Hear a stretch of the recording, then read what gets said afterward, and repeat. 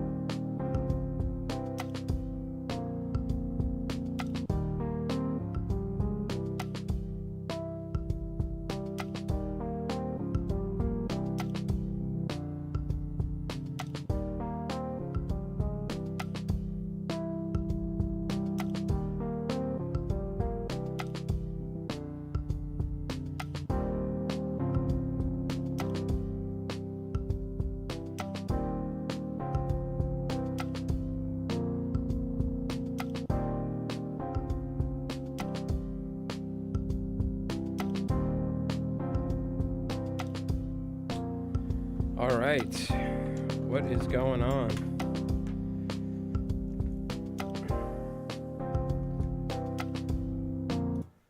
Shut this off. I hope everybody's doing well. I got my my Get a Rig tube fly set up here, but we're going to be tying some tubes tonight. Some Billfish tubes, that is. And we got some cool heads. I'm going to be tying these tonight and then taking these to the local fly fishing offshore tackle shop tomorrow, and they're going to rig it up with some big hooks for a customer of mine who's going bill fishing. So I lost my HMH tube fly holder, so we got it set up in the Regal vise because the Regal can just do about anything. Not ideal, but that's fine. I was like, am I going to spend $50 just for the holder again? So I got to figure something out. Maybe I can find just a holder for the metal piece here. Okay, let me actually open up a window too. It's probably going to get hot in here.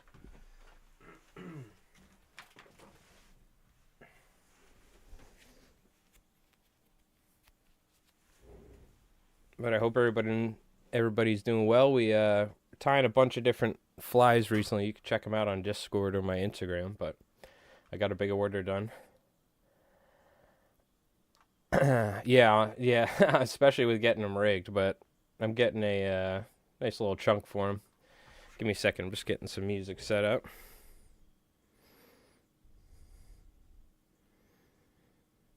Yeah, I'll show you what hooks we got. We got 8-odd Gamakatsu SL12S's, which I believe is what Siegler uses, Cam Siegler. We got these bubble heads right here, and these are going to be rigged up in front of the tube, or on the tube, essentially, like this.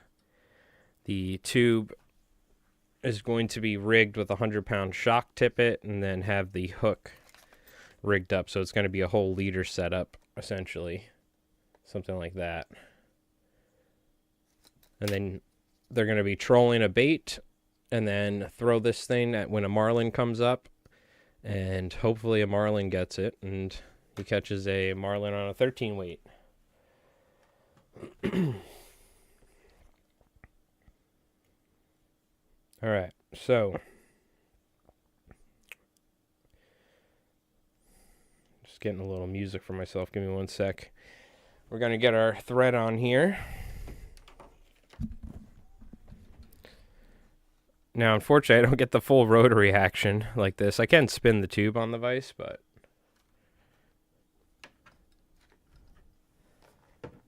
it's a little awkward, but you know what? We're going to make do. Let me tighten this up.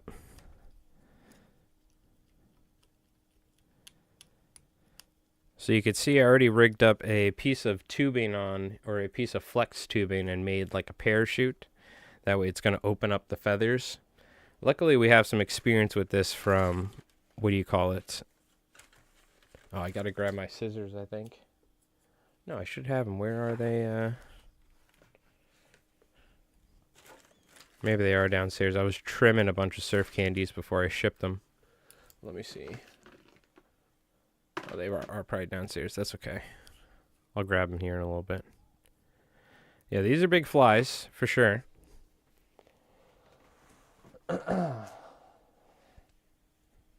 So I'm just going with a tiny bit of bucktail to start her off. Let me actually throw some whip finishes on here. We're going to be using a lot of like super glue and stuff along the way. And this is kind of our breaking point. We don't want to go past. Let's see. Kind of be right about to here. We don't want to go past that. Now the one thing is you technically should fill this in with some thread, because there is a little bit of wiggle room right here. I don't think it'll make much of a difference, but I probably will just wrap some thread on here by hand and then put some resin, some flex resin or something, I'm thinking. The other thing is there's tubing, which I very well could just slip a little bit of that tubing on the front. Where is that? I don't know where it is, but it's that flex tube, and I have a bunch of it that goes along with this stuff. Anyways, that's something I can do afterwards. Let's get the flies tied.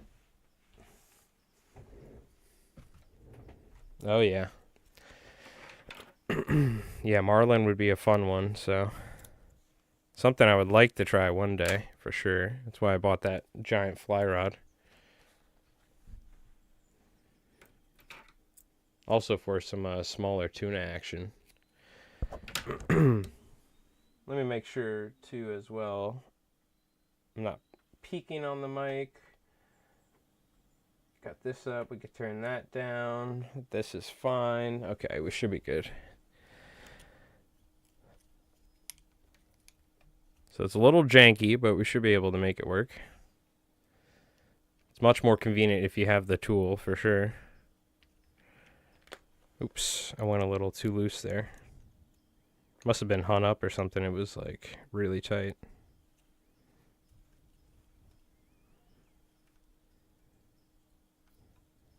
All right, we gotta get tying here.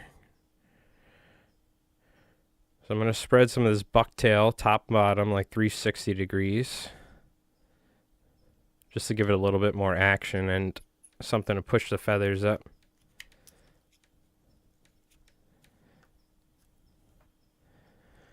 And what I can do is, just real quick, kind of ghetto do this.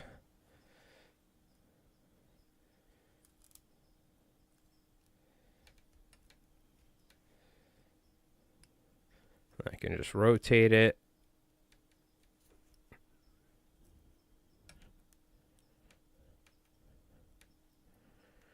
I just want to make sure I kind of spread that around. That's pretty good.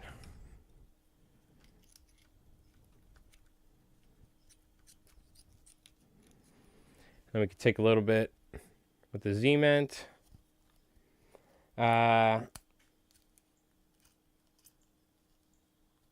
The guys in Whitewater not hook you up with one tomorrow? What do you mean by that? Oh, the tubing or whatever? I'm confused. Yeah, I was looking it up. Like, there's like a shock tippet, 100-pound shock tippet, like a Bimini or something, and they have it so you could just rig it up and then tie it on. And I was like, do you know, I was telling the guy who's getting these flies, I'm like, do you know if the guide, is it like a fly fishing thing? He's like, no. I'm like, okay. I'm going to get a bunch of feathers, by the way, right now. So I was like, all right, well, I talked to Chris at saltwaterflies.com, and he was like, you need to make sure that somebody that knows what they're doing rigs it up, because otherwise you might have issues. So I was like, all right, we'll get them to do it, because it's better to be safe than sorry when it comes to, like, you're taking a trip like halfway around the world to catch billfish or something, you know what I mean? You don't want any issues. Yeah, the attachment. I have the tube right over here. I have other colors and stuff. I don't even know if they actually even use them. I'm not even certain. Potentially they do, but I mean, this is like a giant 8-aught hook. I think this might be rigged up kind of different. But yeah, I have the tube. I was thinking I even tested it, even with the tube on here. It's still not enough to perfectly like sit, but you don't want it to be too snug, right? You want it to sit like pretty tight, but you want it to be able to move forward. So we'll see. I'm thinking maybe just build up some thread and then coat it. You know what I mean? So I'm just going to get as many big feathers as I can, because we're going like chicken amount of feathers. You know what I mean? It's a lot of feathers going on. We got marabou feathers, some bucktail, and then some flash. It's pretty simple, but when I say marabou, we're tying in entire marabou quills. Just pretty fun. Yeah, this definitely wouldn't be a fly that you're like casting. I think you could cast this though, no problem, with like an 11 weight. I could cast this. Wouldn't be ideal, but because you do need to cast it, right? But it's not like you're casting this thing all day, sort of thing. Is what I'm talking about. I could fish that on the beach with an 11 weight. It's not that bad. Wouldn't be practical, but there is a world where I think we could use more tubes. But the thing is, we don't want our hooks like super far back for striped bass fishing. We don't want them like swallowing the hook and stuff. But maybe we could use like circle hooks and tubes. That might be interesting. Yo, Rev, thank you for the 5 months, dude. Give it up. Let's get some cheers. Thank you, my friend. How you doing?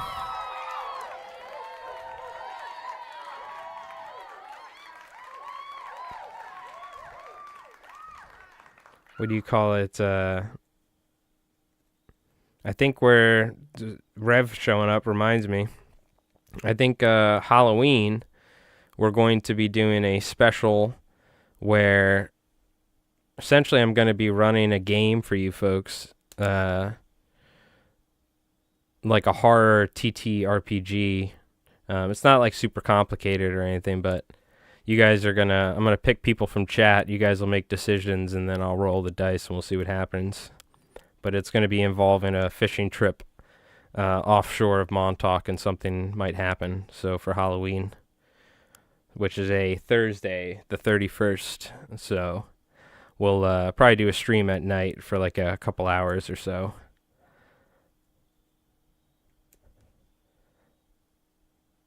But it should be pretty interesting. Let's just say potentially a fishing trip off Plum Island, looking for some albies at night in a forbidden zone or something.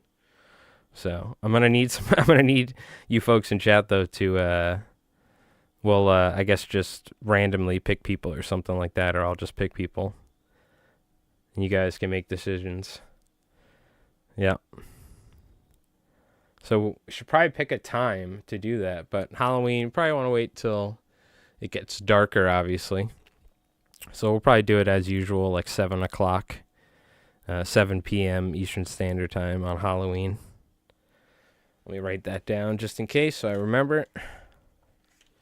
That we have a time set. Actually, of course, I don't have a single pen or anything around here. Well, remember, that's the usual standard time.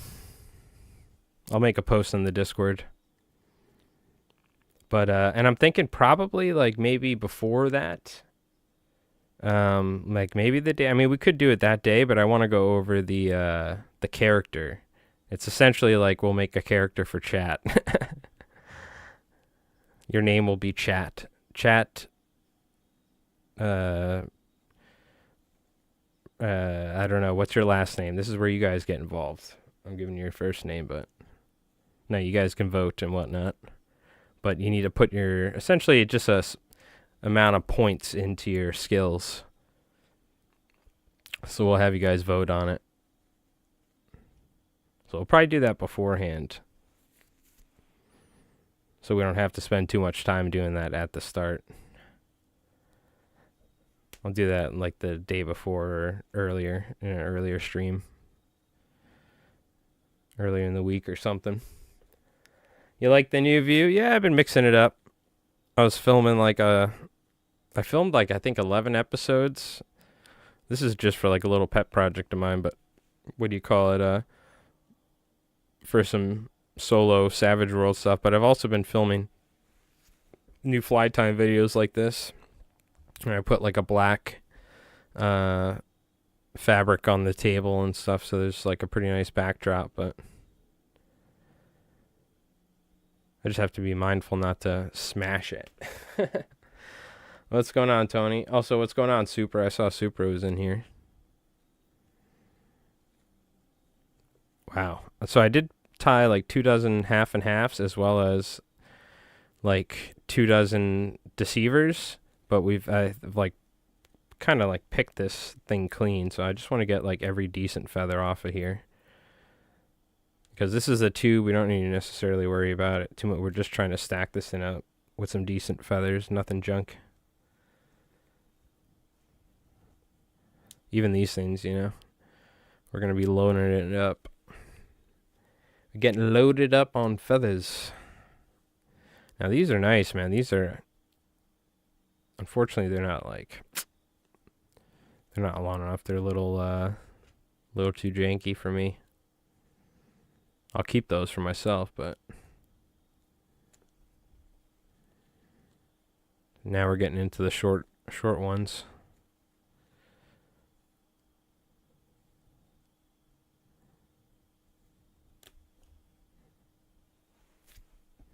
I'll take this though.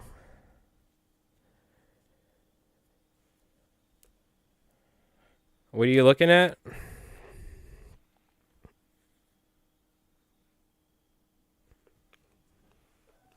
This is what I tied last night. We got to tie 3 more for a customer of mine. And then we have our standard tube fly holding setup where you lose the important part that sits in the vise and you just jam the tube holder into your Regal vise and it just works anyways. So just the beauty, the continuation of reasons why I love my Regal. Because there's like a channel in the jaws, and it's not like you have to tighten it with a knob or something and then fold it. It's just like a, what do you call it? It's just under pressure at all the time, so it just sits perfectly. You just rest the end of it.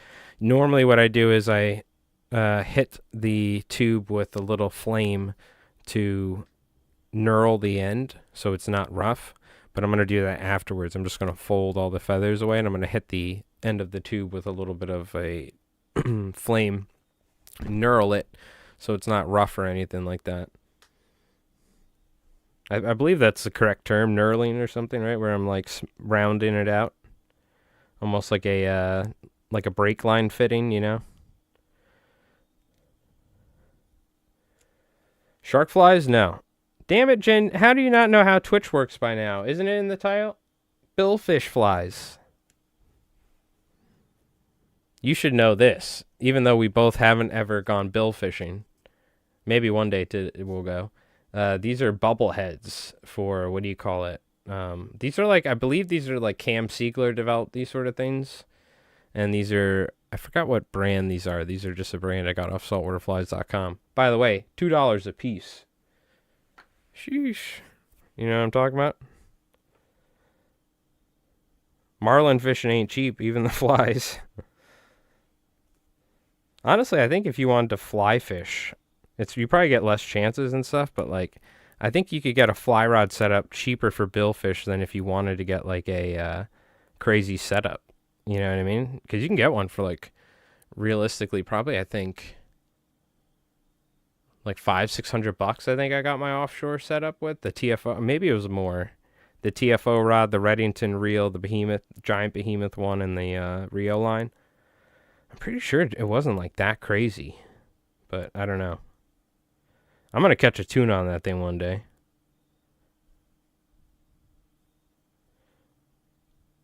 I'll tell you that much.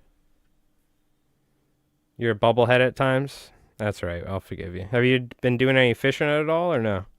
How's the fishing up there? Is it cooling down, or is it still going good? I took my truck on the beach a couple times since the last time I streamed.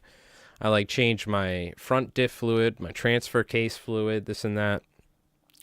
And I only got like a couple fish, and I had to work my ass off for it. I think I was like fishing for like 3 or 4 hours each time in the surf with like, you know, and the surf has not been calm. The surf has been pretty much just almost unfishable unless you're fishing like a really fast sinking line. So I was cheating essentially by using a super fast sinking line because the waves are just so constant and so bad that if you use like a floating line or an intermediate, it's just going to bunch it up, you know what I mean?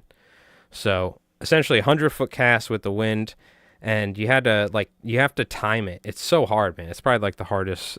It's so frustrating at times, but because you could see the fish eating and the guys with the spinning rods who are casting like probably like 150, you know, meters or something, like no problem with these big surf rods.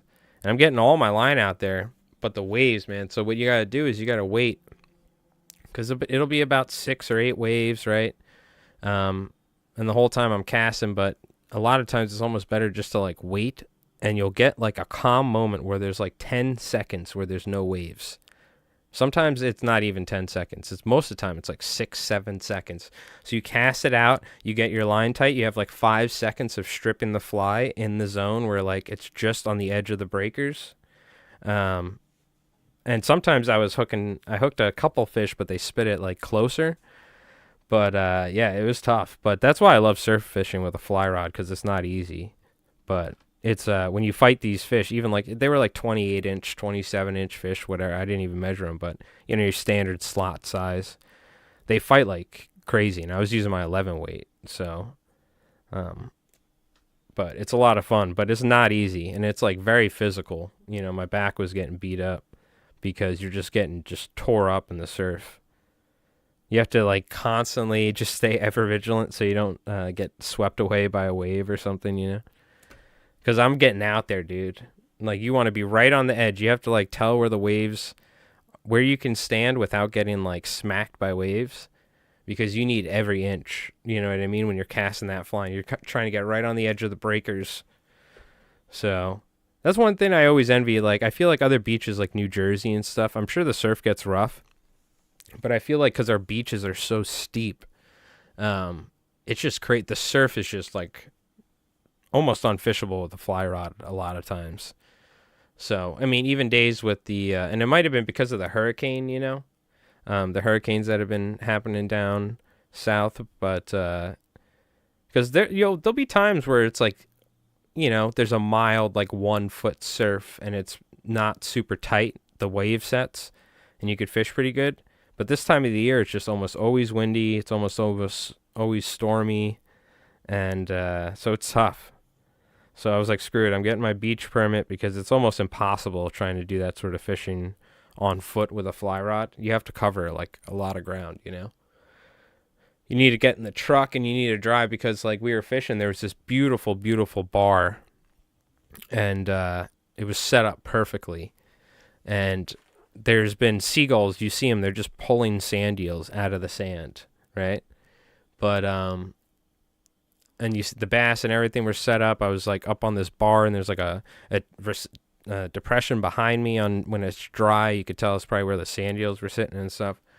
And then like that's where it was. The fishing was like, the action was hot right there, even the guys with the spinning rods. But then like 2 days later, the swell turned up and it just completely washed that bar away. And it just is now like, and the beach is crazy now. There's like a bar that's further out, probably like 100 yards, or like 100, yeah, I'd say probably like 150 feet, 200 feet. So the waves break over this bar, and now like down, it was almost down this entire stretch of beach. You know, I kind of stopped here because I could tell there was this cool feature. There's this trough that's like right in front of you. So it gets super deep in front of you, and then it gets super shallow out past the breakers. And it was like ripping through there. So I brought my buddy before D&D, and I was like, yo, let's do some fishing. And we even brought the spinning rods as well. But the beach completely changed. So now I have to like drive on the beach next time and like probably just look for some sort of formation, you know, some sort of sand. But it's been so rough recently. It's been unfishable with the fly rod. It's just been too rough. So, but yeah, I was just punishing myself fly fishing in the surf it was like 5 foot waves, and I'm out there like fishing in the middle of the night with AC fishing and stuff and his friends. I'm like, oh god. But I got a couple, so I earned it, that's for sure. I had to work hard for them. All right. So we're pretty much just going to tie giant feathers on here. Tying them, what do you call it? Tying them all around this tube. So I'm just going to tie like some on bottom, some on top. I'm just going to cover this entire thing right now. And you can see this material that we have right here, which is I'll grab one right here. It almost forms this little skirt, I guess, if you will. It's going to keep all the feathers splayed open. So even when it's being trolled under like 10 knots or 5 knots or however fast they troll. I don't even know. It could be like 20 knots. I don't know. But it'll still have like a pretty decent profile to it. And it's going to kick the feathers out. So the whole idea is this thing, though, goes in front of it. It's trolled. And this is a bubble head. So it literally like spits out these bubbles. So it's going to get the idea. I would love to do this sort of thing one day. So the cool thing is I know if I ever go GT fishing, tuna fishing, all this stuff, that my flies work. You know what I mean? So at least I can't blame the flies if I don't catch anything, or, you know, I'm a failure at that. We go out on my boat and we go tuna fishing.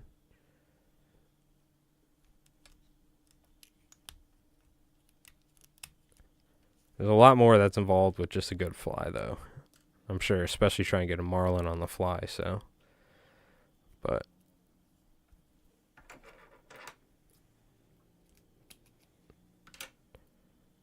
so you can just see, I'll turn this around, but I'm just trying to cover everywhere. It's a little tough because this vise head's in the way, but you could tie it in a way that it's just kind of under a little pressure, and then it'll even out.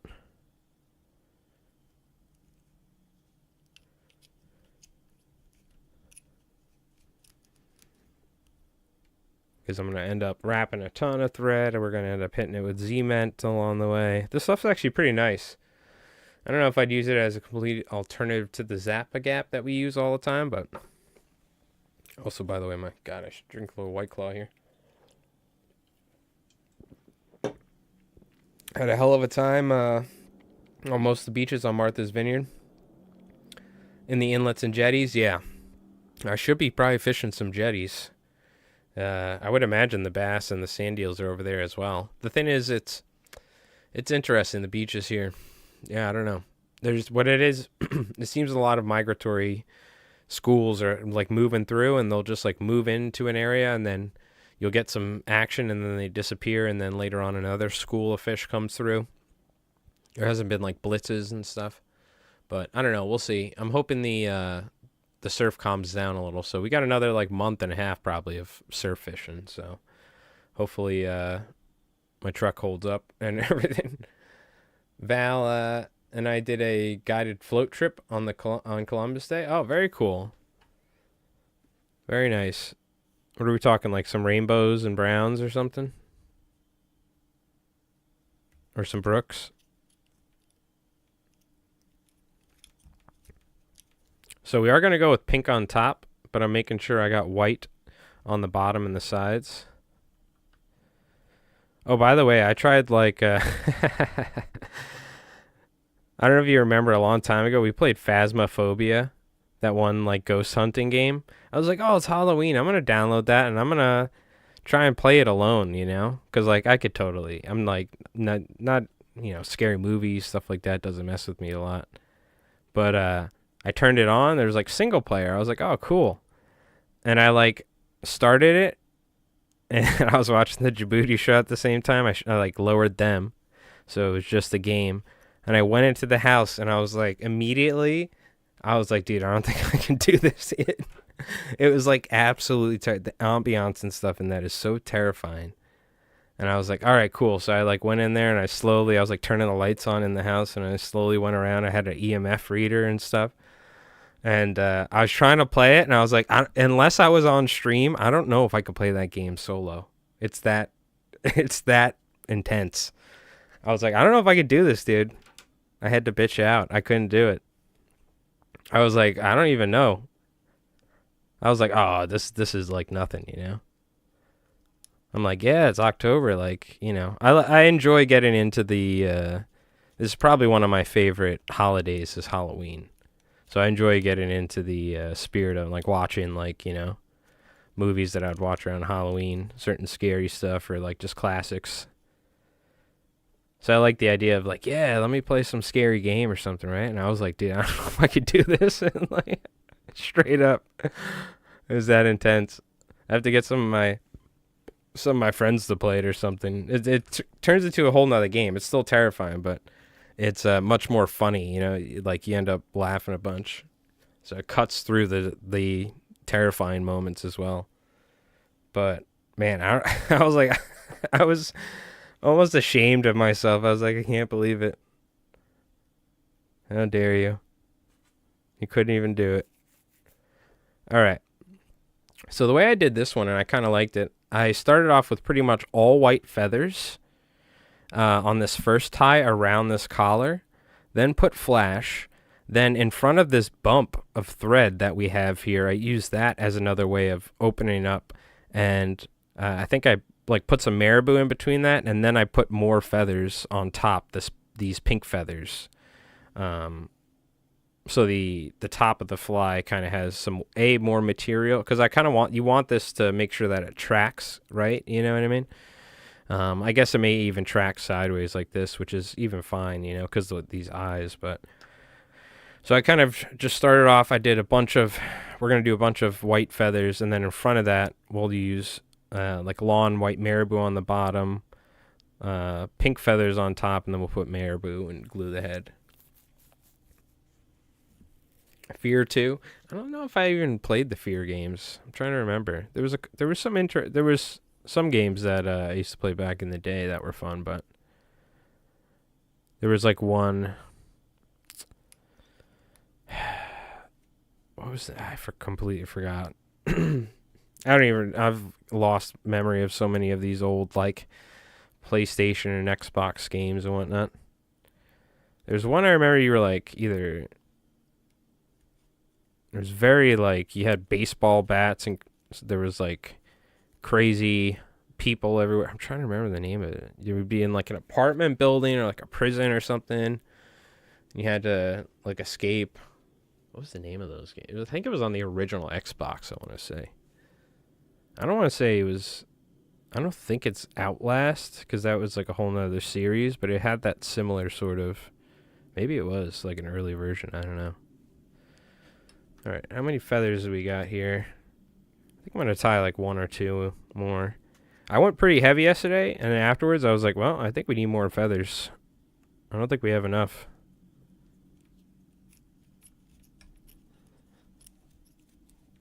I'm essentially we're going for like a ballyhoo or like a some sort of sardina or a bonito or something, you know. I didn't want to get crazy with a tandem hook setup either.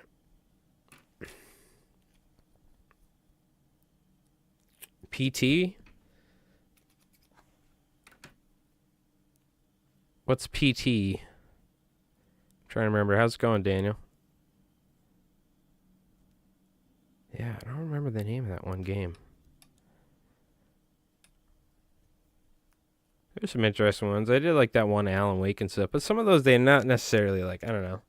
Not a lot of games scared me, but you know what I mean? I'll tell you what though, man. Phasmophobia got me. I want to play it. I want to like conquer my artificial fear of video game ghosts, but man, just even like just even walking in that house, I was like, dude, I forgot how terrifying this game is.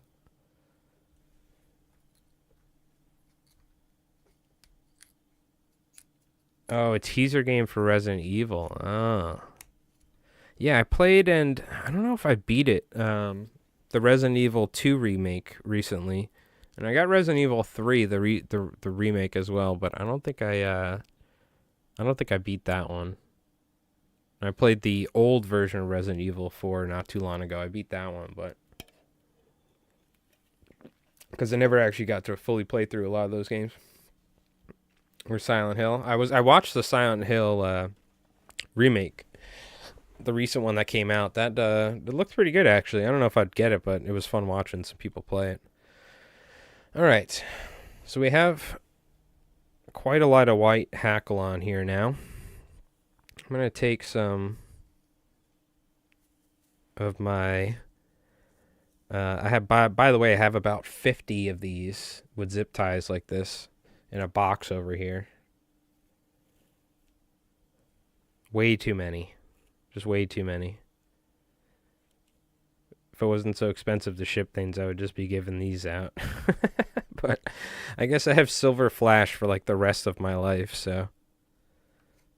Somebody that I like that also worked at like a fishing show once, I guess I gave him my card or something. He was like, "Hey, you tie flies, right?" I'm like, "Yeah." He's like, "I got some flash if you want to buy it for like $50." And I was like, all right, cool. And I was like, how much? And he like explained, and I was like, oh wow, it sounds like a lot. And then when I got there, I was like, wow, this is so much more than I actually expected. And I bought it, and I was like, all right, that's got to be a great deal for like that much flash boo, right? It's silver though, and I really use pearl, but it's still okay, good. And then I was like, almost regretted it because there's so much of it. I was like, oh my god. Now I have to like have this giant box of this silver flash here. I should probably take bags. I'm gonna like pack them in bags and put them somewhere. So I started using these for Bob's Banners. I was like, all right, I got to start incorporating this silver flash into my routine because it can't be, getting too crazy over here. So if I tie it in like this,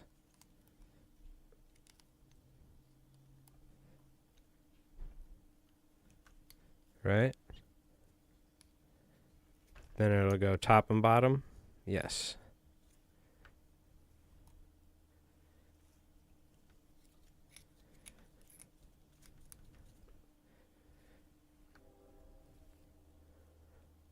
And I don't necessarily want this flash to be too long, so let me just go around and I'm just gonna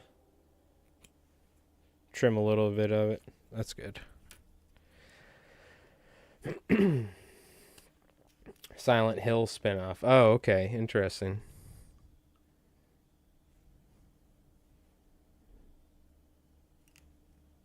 Interesting. Well, I hope everyone's doing well. I hope everyone's had a good week and whatnot. Happy Friday. Yeah, like I said, I'll make a post in the Discord, but on Halloween at 7, we're going to be doing a live. I'm going to be running a game for you folks, essentially. A horror role-playing game called Rob's Untitled Role-Playing Game from Robert Hartley here on Twitch and YouTube, who's the DM for Viva La Dirt League, which is a channel. But he had a horror game, and I kind of just watched the series and like made sure I like wrote down everything, his essentially the rules and everything. And I was like, this is a lot of fun. So what do you call it? We're going to run a fishing trip off Plum Island from Montauk, looking for albies or stripers at night, and something goes wrong, we'll say. So we'll be doing that on Halloween. But I need you folks to, in YouTube or Twitch, you'll be interacting the whole time. You're essentially going to be playing as the protagonists in this story, and I'm going to be running the world and controlling whatever things you may be running into. So where my date is? Oh, my date? Right here, baby. This is old Betsy right here. Check out the where on the top of that, by the way. This is what it looks like normally. You see that? And then check that out. I got to send this in to Regal at some point. Just so they could put it on in their museum or something. Yo, Point Blank, thank you with the raid, man. Thank you. Give it up. Round of applause. 42 people here on Twitch. Thank you, my friend. Everyone, put some Li Flies hearts in the chat for Point Blank and get those Point Blank emotes in the chat. Was he out there doing some IRL fishing? Was he doing some fly fishing, or was he doing some tying? What was he up to? Hey, Lee G, how you doing?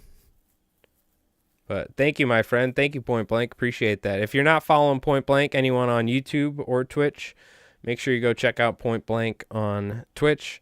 He does a lot of IRL fly fishing. You'll see him out in like Utah fly fishing rivers for trout and different various species like that, or he'll be fishing in other manners as well. But he's an amazing fly fisherman, so he's part of a cool crew of cool guys. They all hang out and they play games and they fish, you know what I mean?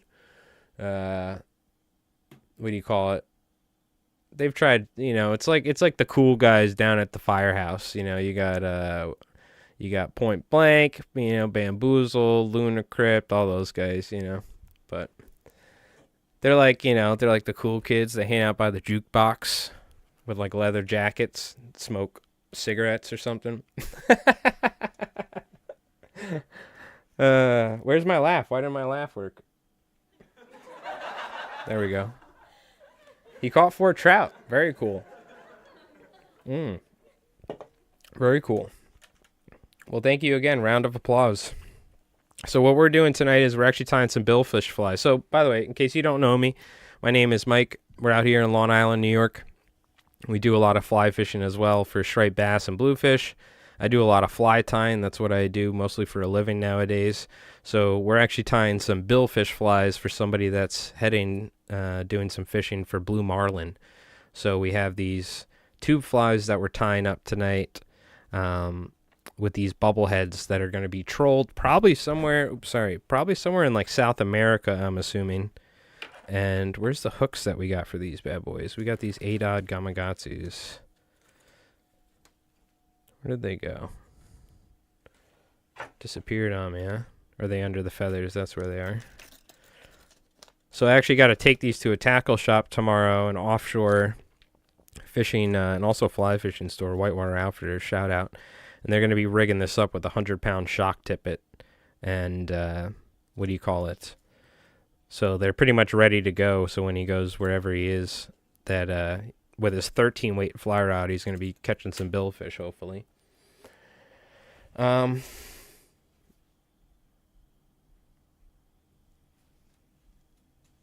why didn't that work? Interesting. Is it because... Oh, he doesn't have 2 A's on there. Let me do it. Almost. Ah, there you go. Perfect. Thank you, Jen. Look at that. You're a professional. I forgot how to do shout-outs. Yeah, go follow Point Blank. Hey, Jay, how's it going, man? Has the bass fishing improved up there? It's still graveyard and Raritan? Yeah, it started happening in the surf. The bay has been dead. So I had to go get a 4x4 permit, change all the fluids in my truck, front diff, transfer case, all that. And I took my truck on the beach, and it's been rough because the surf has been so bad, but we've been finally getting some slot-sized fish in the surf. So I'm thinking about even putting some Power Pro on my surf rod and throwing some plugs because it's brutal with the fly rod. Just for days that I go out there, and it's like, because you can't, I mean, there's a camera, you can actually look and see there's cameras that are set up on the beaches here on Long Island, so I can tune in on YouTube, check the live stream, and see what the surf looks like, and you can kind of see, but I really have to get out there and like drive and see what the damage has been from all the waves, but because it's just constantly changing. But I was tempted. I actually threw some plugs the other day, but I got to get some new Power Pro. It just knotted up. But I'm trying to stay strong. I'm trying to keep the grind with the fly rod, even though it's like it has not been easy recently. But I'm sticking with it. I got a couple fish though. It was good. Fishing essentially snake flies and slab flies, tapery slab flies. Those are with sinking lines. So fishing longer leaders so the snake fly doesn't drag on the bottom, but my sinking line can cut through the waves because the waves have just been like crazy. All right. So what we're going to do here is, let's see, we have our feathers tied. Now we're going to take some marabou, tie some of that in, and then we can tie pink feathers on top. That's essentially what we're going for.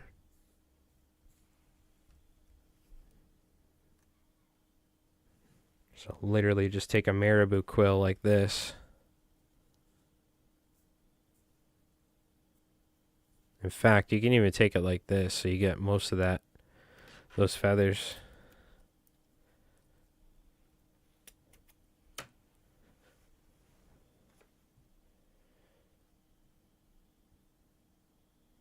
Hold on, give me a sec. There we go.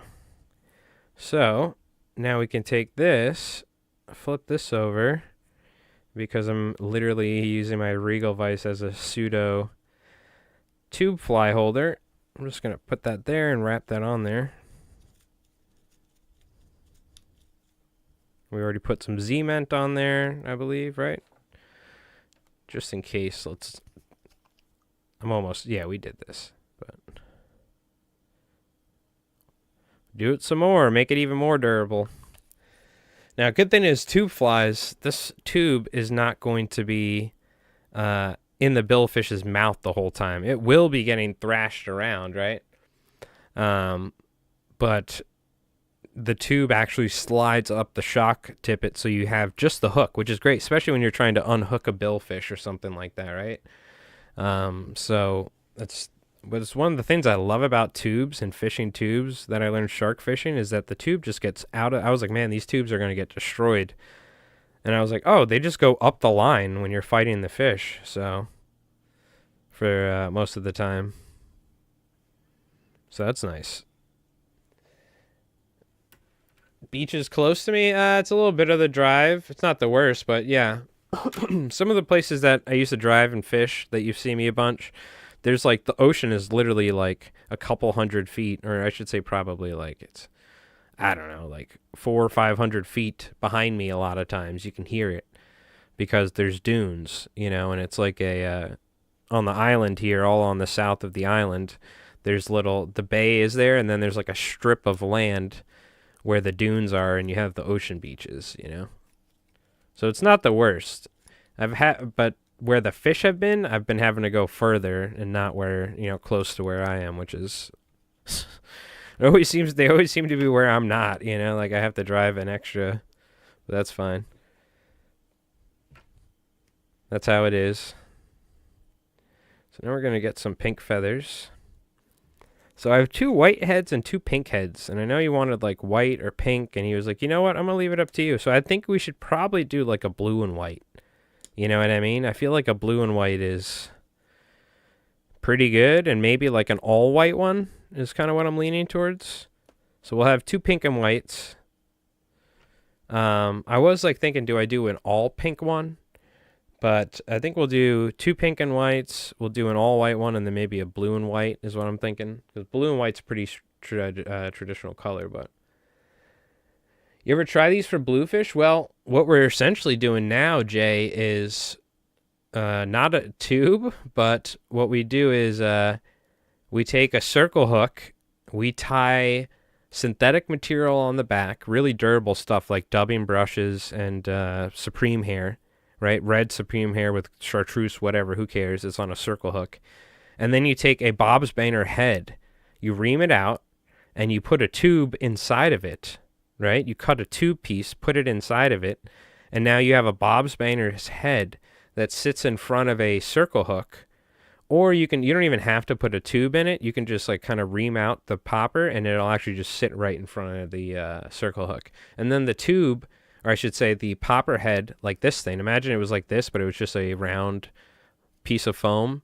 And it slides forward, and then you have the circle hook perfectly in the bluefish's mouth. So I've never tried like a tube fly for bluefish, but we're essentially kind of going in that pseudo direction with a, what do you call it? How do you say it? With a popper head that's like kind of like the tube that slides forward. The main thing is we started using circle hooks because I had fish like dying, which was not fun, you know what I mean? So I hate deep hooking fish. Let me see, what did I do again? I think I tied the pink a little bit forward, I want to say.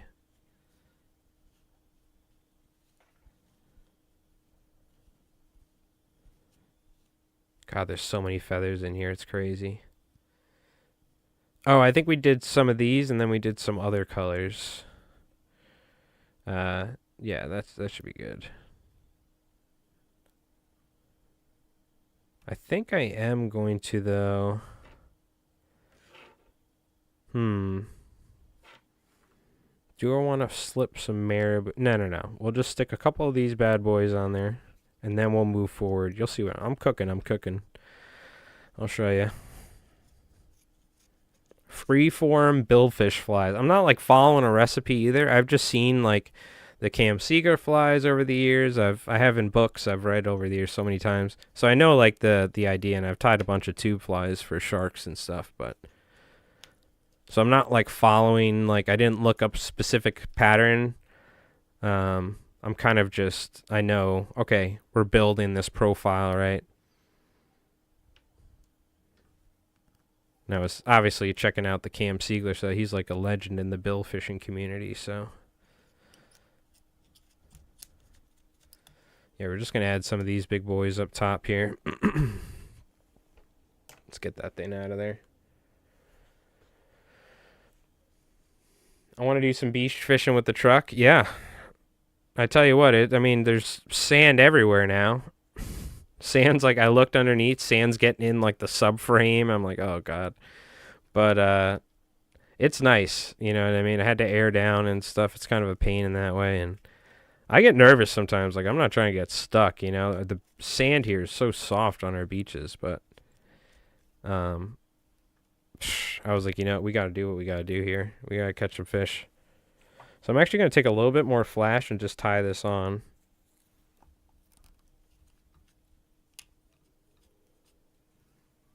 Probably going to trim it a little shorter this time so it's tapered. Okay, now we move forward.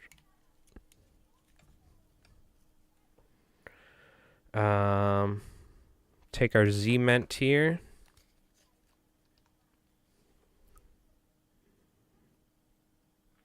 This stuff actually dries pretty quick. It dries nice. You could use this as just the finish on like a half and half. I put this on the half and half, so I was like, wow, this is nice. It like dried really nice, and but I still put head cement on there because I'm just, you know, it's what I like to do, but I was impressed by it. So, marabou. Now we're going to do the whole marabou thing again. I think first, I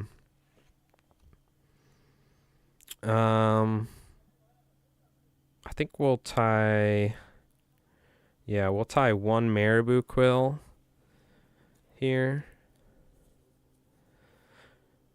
Kind of fill this in slightly. I remember what I did. Just to kind of like build up a little bit, but also keep with the theme.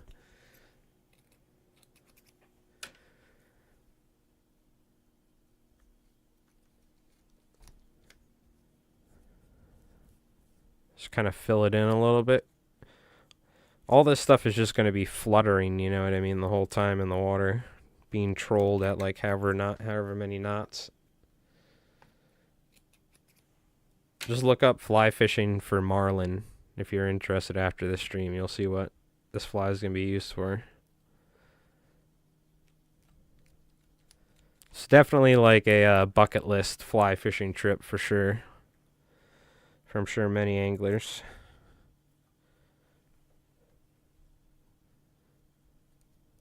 Going a little blind here. I don't get my whole road. It really makes you think, man, thank God I have a rotary vise. If you don't have a rotary vise, it's time to upgrade. You're missing out. Does make a good tire though. It's good to go back to your roots. Using like I started out with a pair of vice grips.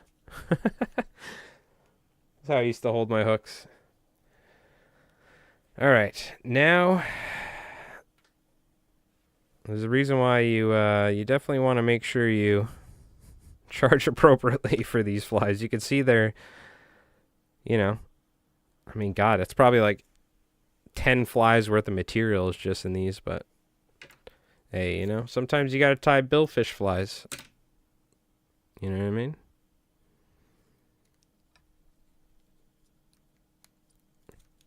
Yeah, so now we're going to tie more pink ones on top. And then we'll finish it off with more marabou flanks on there.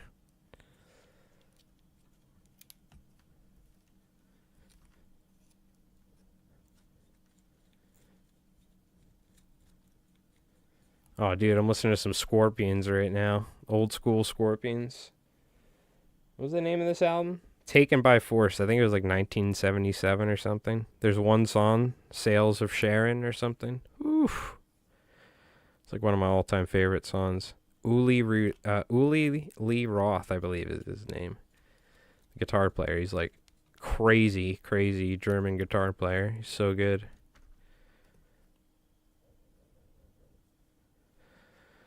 All right, there's probably, I mean, there's got to be at least 18 feathers on here by now. You know what I mean? Like, there's got to be. I only have so many pink feathers is the thing. But I think this might be the last pink and white one. So, yeah, I think we go with, like, an all-white one. And then we go with a blue and white. What thread am I using now? I'm using the flat wax nylon 2-odd ones. Yeah. Or we go with 2 blue and whites. You know, maybe we go with 2 blue and white ones. We'll see. Because I know blue and white and pink and white, those are like the 2 sailfish colors. That's what you see the most. That's like what Cam Siegler and all those guys, you see him fish. But I think he wanted like white, or the heads were white and pink. So I told him, I was like, I'm going to get white and pink heads. He's leaving it up to me though. I think what I would do is I would have 2 blue and white ones and 2 pink and white ones. That's what I would do. Those are like the most popular colors for billfish, it seems like.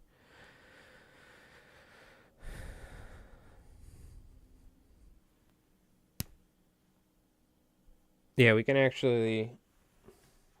this is on the other PC. But yeah, you can check that. Is that the link to his website there, Jen?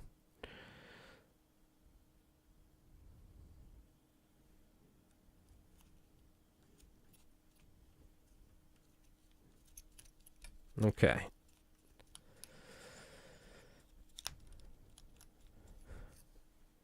So we have our 18 million feathers on here. As you can see. Marabou.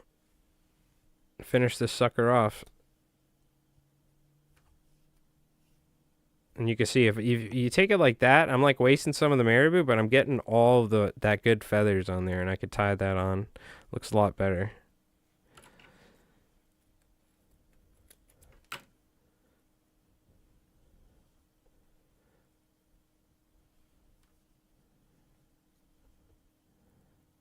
You can even like pull that little tip off is fine.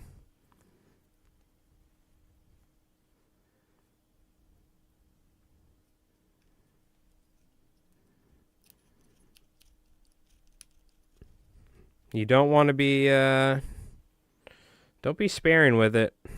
Seems like I'm almost certain it gets trolled probably above 10 knots, right? I'm assuming. Right? I want to say it's like 12, 15 knots, maybe even 20. I'm not certain. If there's any tuna fanatics out there, type in the chat, what are we trolling these suckers at? Or any marlin guys. When you're off the coast of Guatemala or somewhere like Costa Rica, what are we trolling these things at? Or what are we trolling normally at? Because it's not like you slow down when you see a fish, right? Yeah, that should be. I'm almost certain that's the one. That's his website, if I'm not wrong.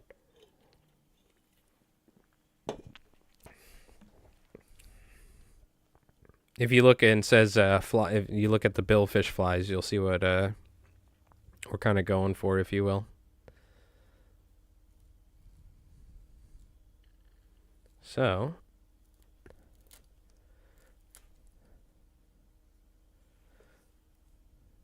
Again, kind of cut these, tie them on.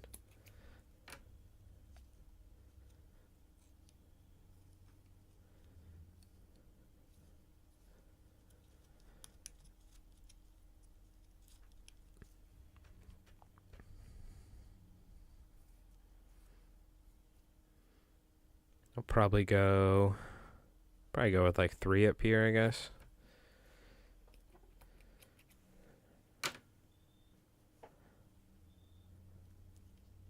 Yeah, I'm assuming if that site has all sorts of bill fishing stuff and billfish flies, that's definitely... Yep, Cam Siegler is his name. I know Chris sent me a link to his site, but I forgot the name of it offhand.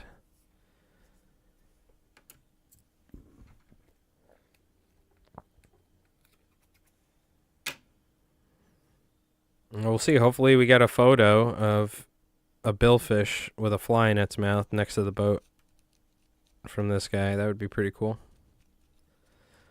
I could show you guys.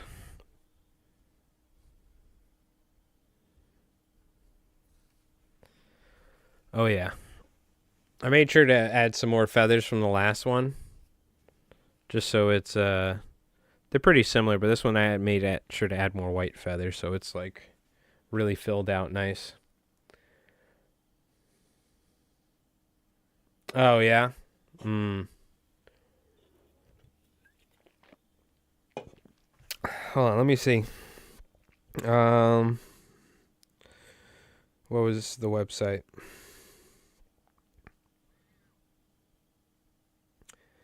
No, it was camsiegler.com/flies. camsiegler.com. Let me see. Copy. Let's go over to Twitch. I'll put it in the chat. I don't know if it's the same website, but Siegler.fish seems different.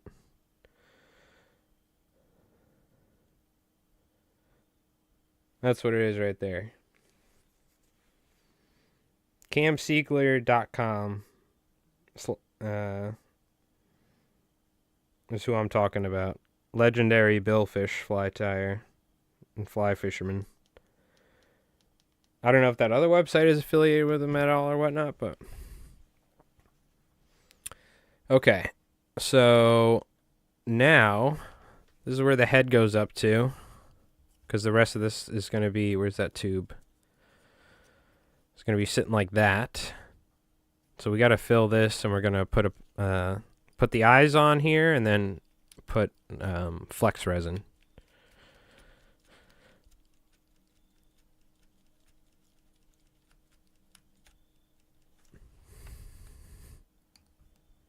Okay, and there you go. That's a billfish fly. We're almost... Hey, Point Blank, thank you again, my friend, for the raid. Give it up. Round of applause. Man of the hour. Thank you, dude. Appreciate that. I heard you caught some trout. Thank you for sending some folks over our way. Again, if anybody watching on YouTube or Twitch, make sure you follow Point Blank on Twitch. Check them out. P0INT_BLANCK. All right. Some really awesome IRL fishing. IRL fly fishing, that is. And like I said, part of the Cool Kid Club. He's got his Cool Kid Club with him, Luna Crypt, all those guys, you know what I mean? They hang out around jukeboxes, wearing leather jackets and stuff. I don't know. How you doing, man? Hope you're doing well. Hopefully you had a good stream, dude. We're tying some billfish flies for a customer. Which I lost my tube tying accessory. So we just jammed the rod into the Regal vise. And look, I mean, it worked perfectly, dude. Like, you can't even complain. Like, I should post this on Regal. Which, again, look at the wear on that, dude. You know what I mean? I should, like, auction this thing off or something, you know what I mean? Buy myself a new speakers for the truck. Let me make sure we got some fresh cement on here.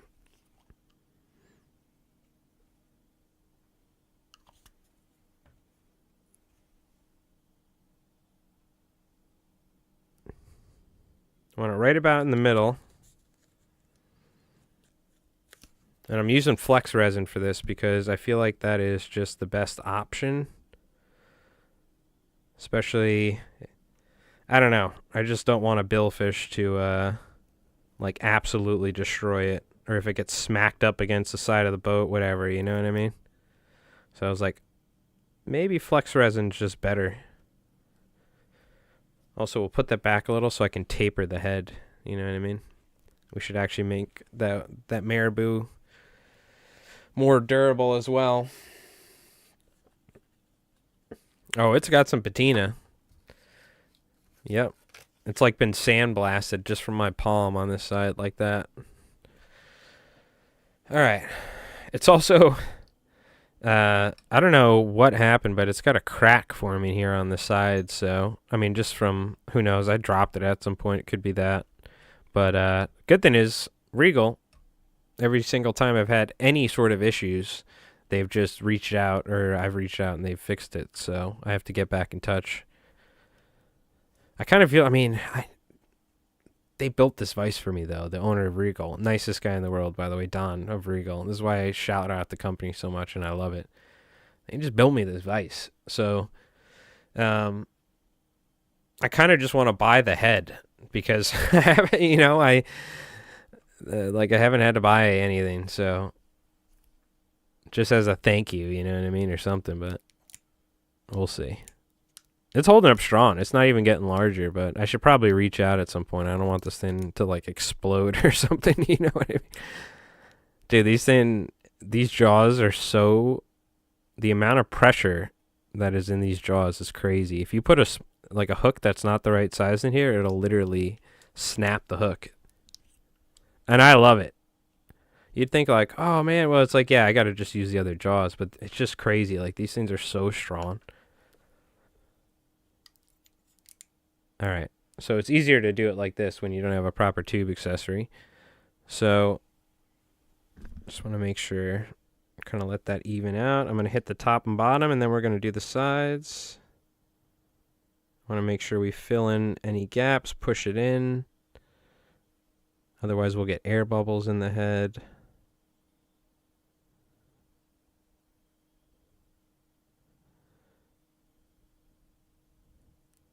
Now, the one thing is, I probably should hit it with a light here before it gets, oh, fuck these marabou, dude. Before I put too much, I probably should hit it with the light first, and then we'll build it up. I don't want to get too ahead of myself. Otherwise, it's going to run. So actually, let me spread some of this stuff.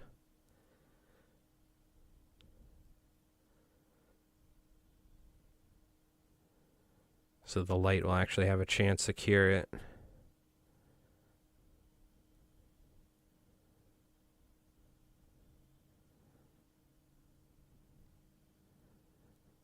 The one annoying thing is the marabou. You gotta watch out for. Okay. Should be good. We'll hit it with the light first. I don't want to put too much on there because then it doesn't properly cure all the way through.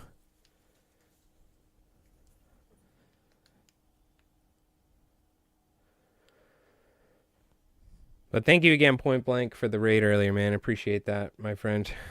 I hope everything has been going well.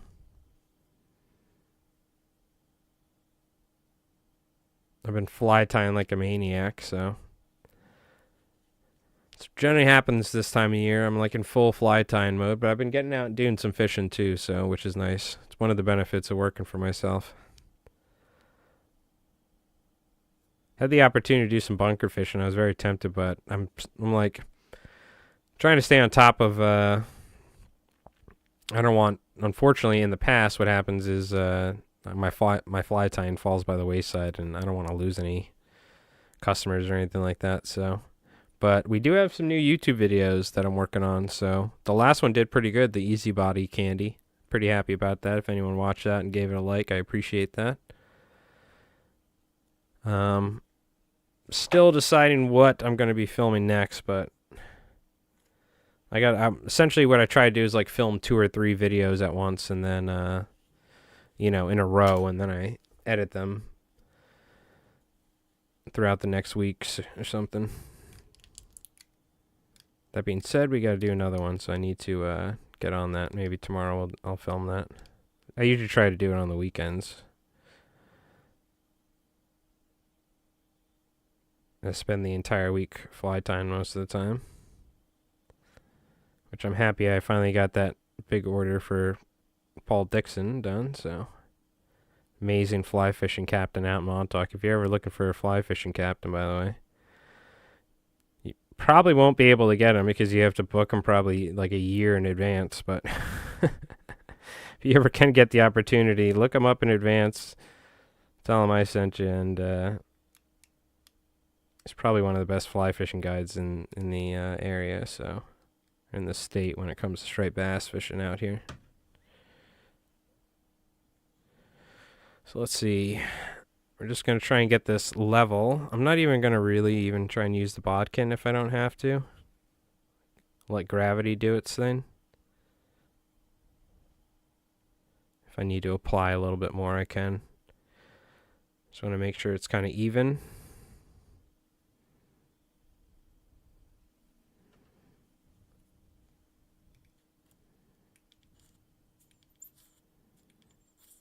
We need to bring this back a little bit on this side.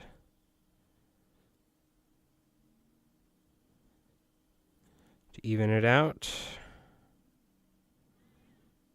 Definitely going to make it durable.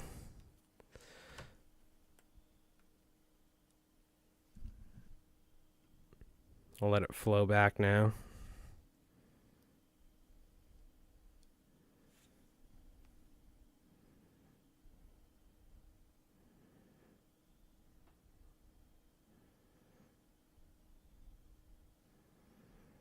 Kind of getting a little free form here.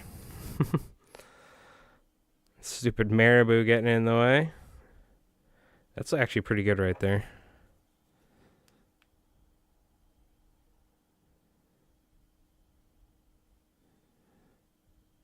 I can add a little bit more if I need it, but I like that.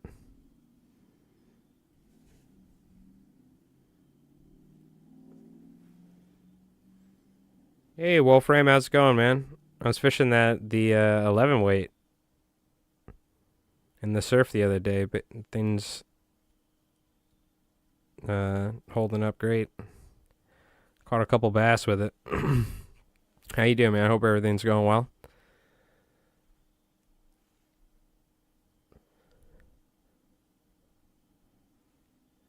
What have you been up to?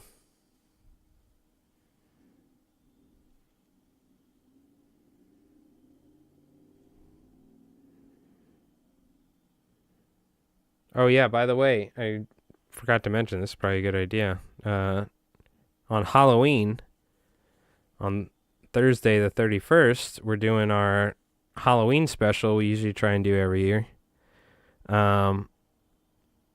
We've done like role-playing stuff in the past, like where I've like done D&D solo or something. We're doing a horror TTRPG where you folks in chat are playing somebody that's going on a fishing trip with a guide or somebody out in Montauk near Plum Island, and let's say something might go wrong. So, but you folks in chat, I'm going to be picking people in chat, and I'm going to ask you what would you do? What would this character do in this situation that you're in for this particular moment? You tell me, and then depending on how you explain it and whatnot, or we're going to roll some dice and then see what happens, because you guys have like skills and stuff. So we're going to be doing that on Halloween. So that should be a lot of fun.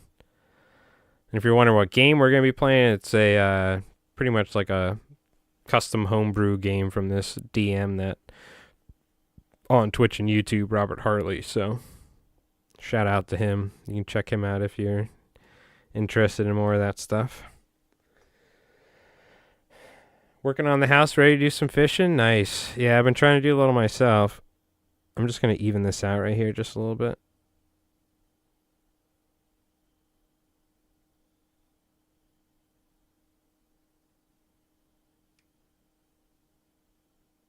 Damn marabou getting in the way, but that's fine.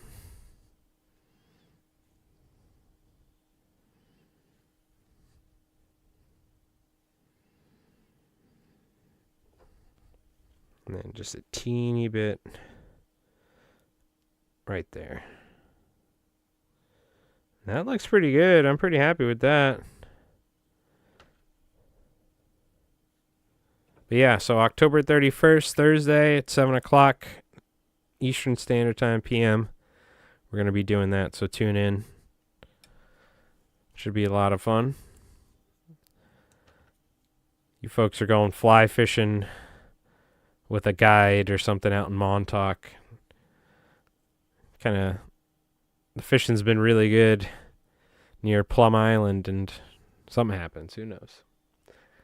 If you know anything about, I don't want to give too much away, but essentially the famous lore of the Montauk Monster I'll just say that. Which is, if you've ever heard of that cryptozoology myth or something on the internet, that is actually pretty much not too far from the area where I am right now. So here on Long Island, that's Montauk, the famous fishing area. There we go. We got another billfish fly. So what's going to happen is, got our head on there.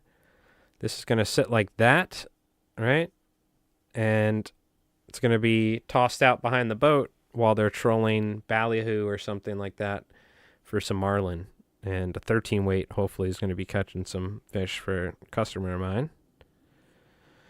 Let me see. I think I need to hit this with the light a little more.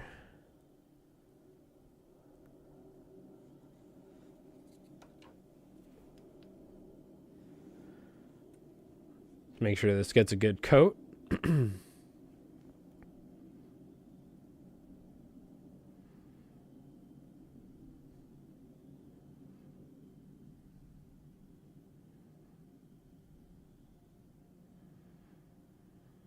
All right. Very nice. So the last final step would be to knurl the end with the lighter, like essentially, but I gotta like figure out exactly the length this is going to be, and I also need to off stream figure out how I'm going to just kind of fill in the gap a little bit. But I also might ask the guys at Whitewater what I should do first, if it's a big deal or not. But I might just wrap some thread, coat it, and that might be the best option, but not too shabby. Throw one of these bubble heads on the front. Troll this off a behind the boat out in Costa Rica somewhere and try and get a blue marlin is the idea. So, not me. Maybe one day, but not right now at the moment. It's out of the budget. All right. So, we do need to tie one more. I'm tempted. Do we tie like an all-white version, or do we just tie two blue and white versions? I think we tie blue and white versions. Those are the two colors that you find mostly that Cam Siegler and other billfish fly tires tie them in, is like pink and white and the blue and white. So I always go for the mackerel. Yeah, I'm thinking blue and white, and we could add some grizzly and stuff like that. That could look pretty cool actually. But I think a lot of times what they're doing is it's going to be like ballyhoo and stuff like that, if I'm not wrong.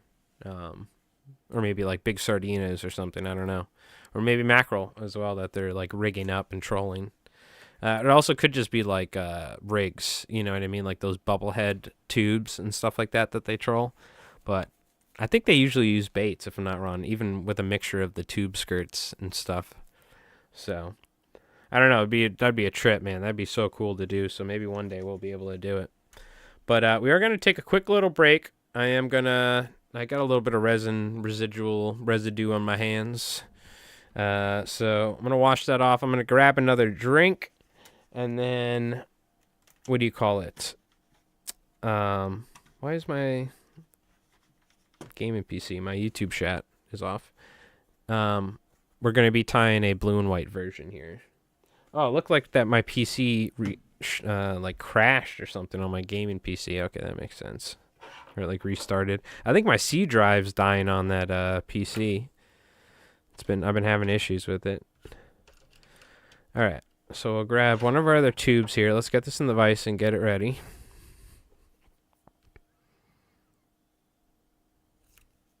Get it loaded up. Put some thread on there, and then I'll take a quick break, and we'll tie another fly here in a little bit.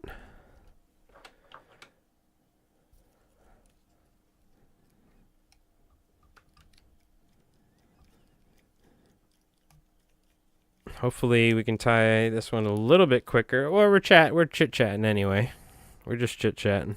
Let me go ahead and put all the pink stuff away because we're done with that. Now, the question is, before I do all this, I think I should, if I'm not wrong, yes, I should have some nice blue feathers. I don't even know why I'm questioning it.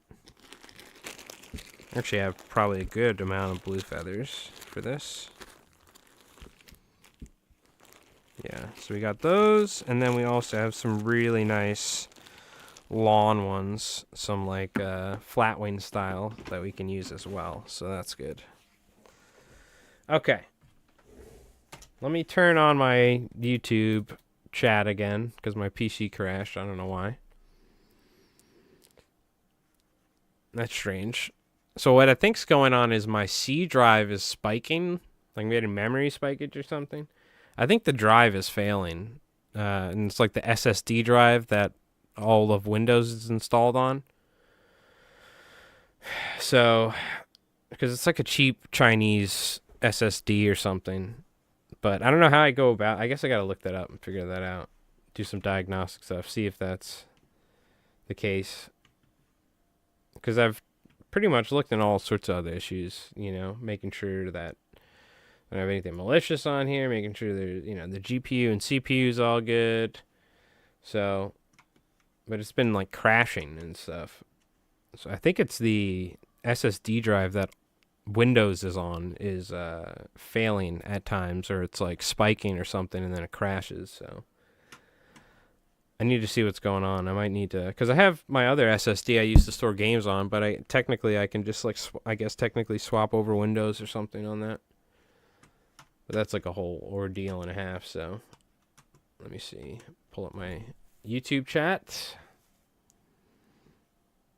There we go. That's better. Okay. Let's take a quick little break here, and we will come back in a couple moments here.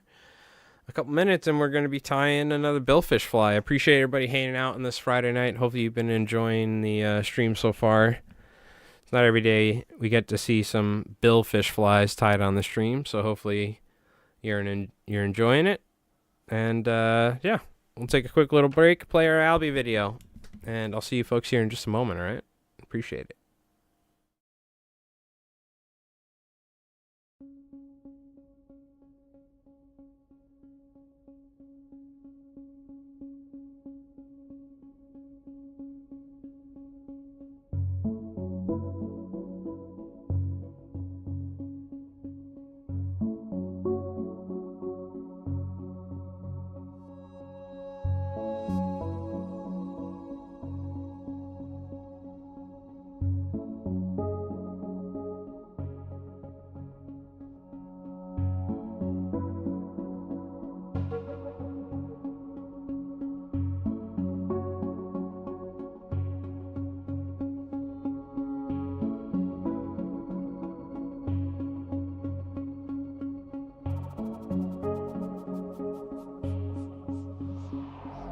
Yeah, dude.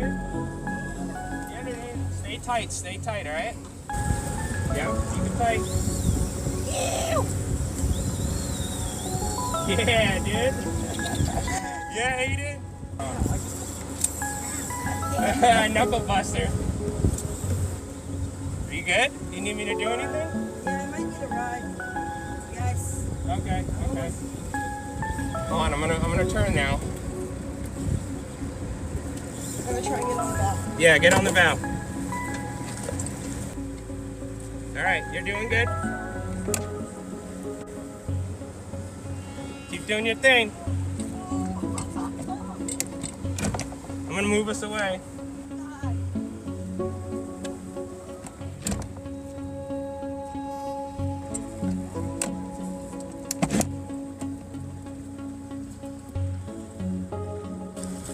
Is that a little one? No, that's a nice one. Oh, let's go! Come here, hold next to your alley.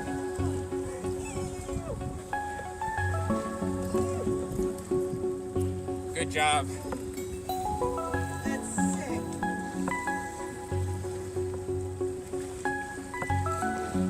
All right. Nice. Go! Albie slap! Good job, dude.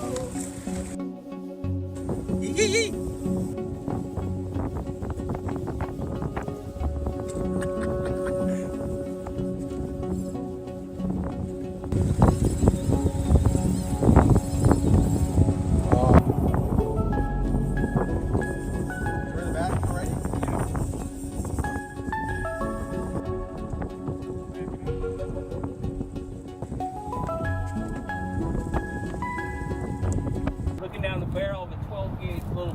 brah. And the alligator too.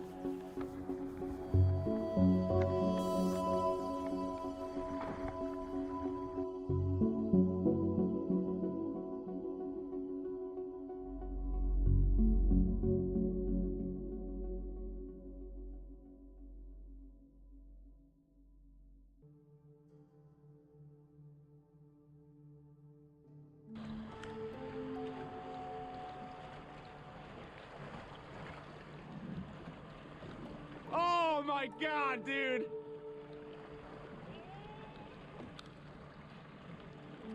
What the fuck?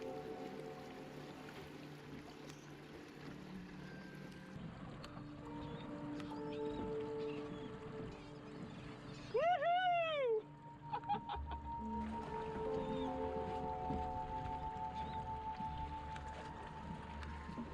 Oh my god.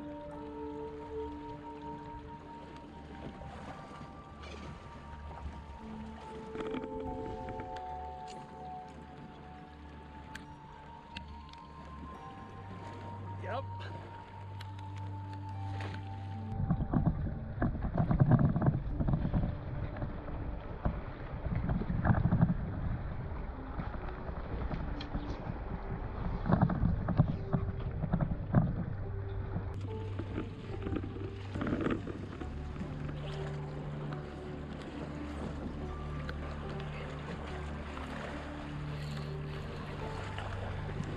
Oh my god!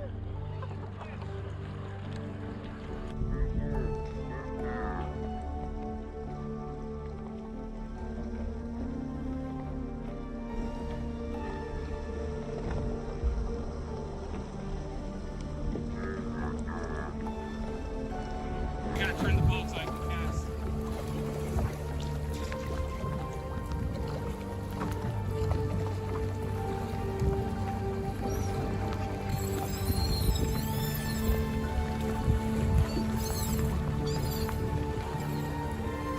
Oh my god, dude!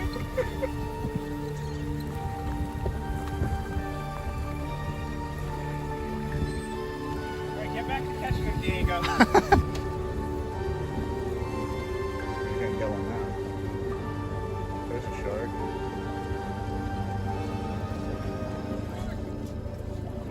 Frigates! Albie? Frigates. Frigate. Whoa! Whoa! That's gotta be bluefin or something. Look at. Hell yeah, dude. To grab a fish like that, to grab a fly like that, a big deceiver.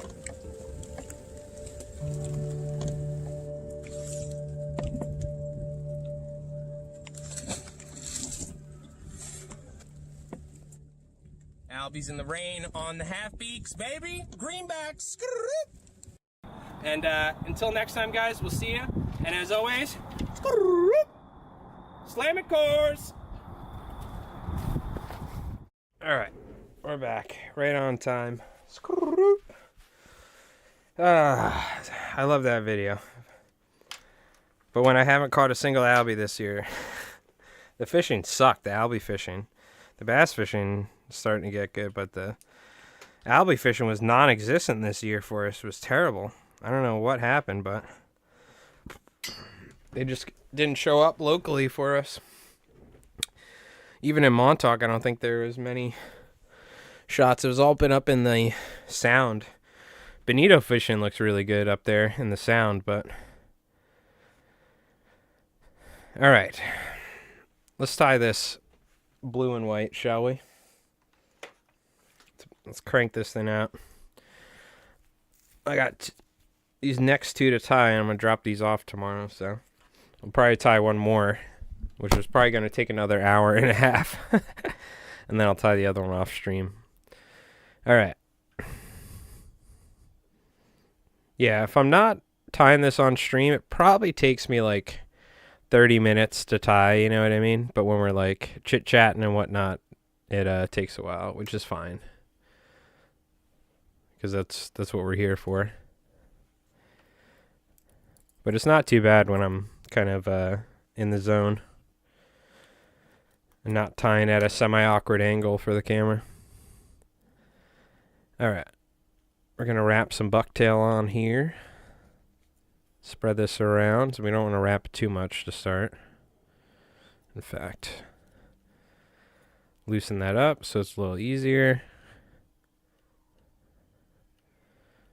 I always say, thumbnail is your best fly tying tool.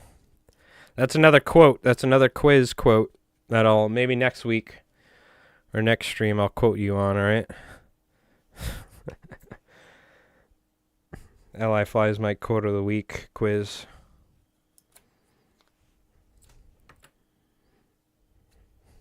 Last week was the Nooks and Crannies bit from the from the surf candies.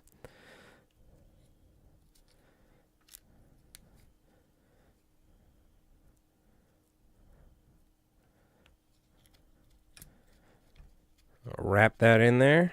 Let me go ahead and get our bearing with this tube. We do need to trim the tube a little, or not trim it, but burn it so we can go up a little bit more. Something like that. That's our real estate, what we're working with here, folks.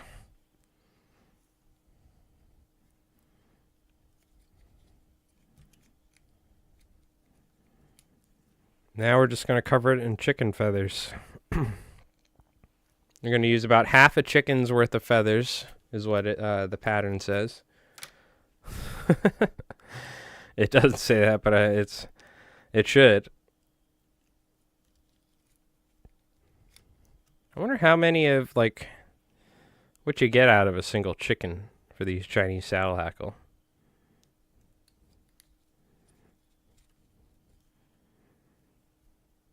You know what I mean? How many feathers you get from a single one? I don't know. Because, you know, this is probably like 30 different chickens in a single patch of feathers, because it's all like plucked and dyed or something. I don't know how they do it. It's probably not a very fun thing to learn about, actually, compared to a traditional patch. Who knows?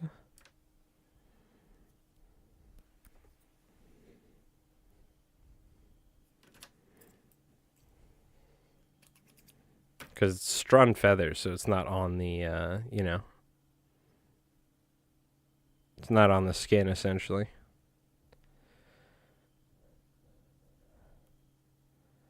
Let's see.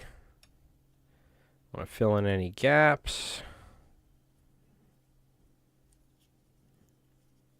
Don't be shy with the feathers.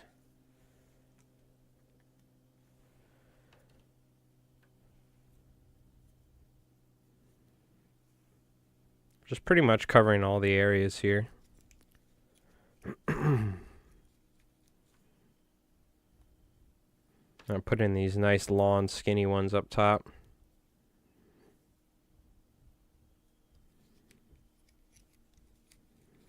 Then we'll go ahead and break out the really nice blue feathers that we have. We'll tie those on the really long ones.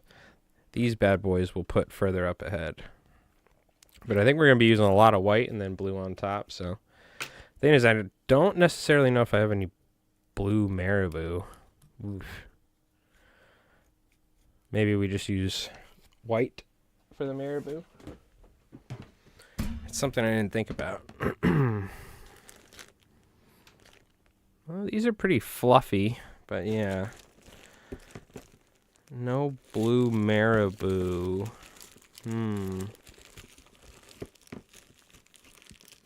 I don't want to get too funky with them, you know what I mean?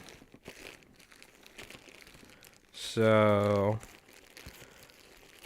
guess we use white for the for the marabou up top. Something I didn't think about.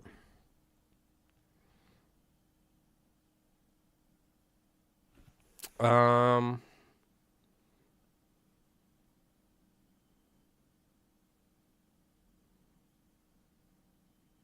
I think it'll still look good. I think we can make it work. I have a plan. It'd be nice to have blue marabou, but I think we'll use white.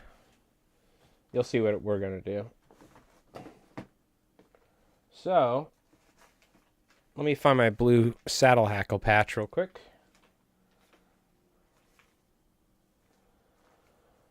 There we go. Get some big old feathers.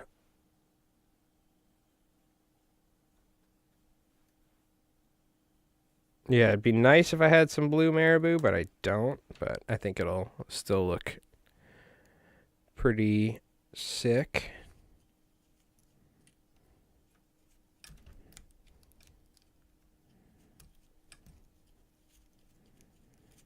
Just tie a couple of these bad boys on here. Nice and long.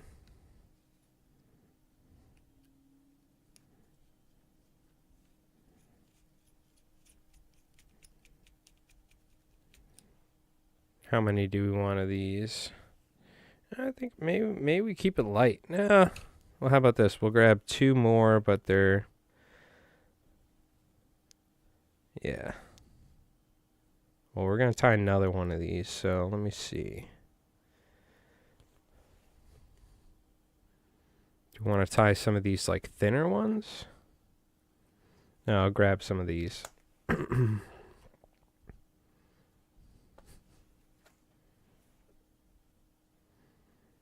Yeah, we'll put those on after. So we have, let me make sure I have enough for all of them.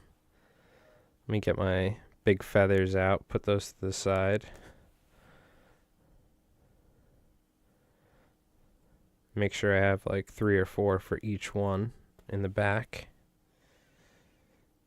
And then I can go after and see what we got. Okay, that should be enough. So then we can tie 2 more on here. That'll give us a nice amount. What about one of these bad boys? Oh yeah, that'll work.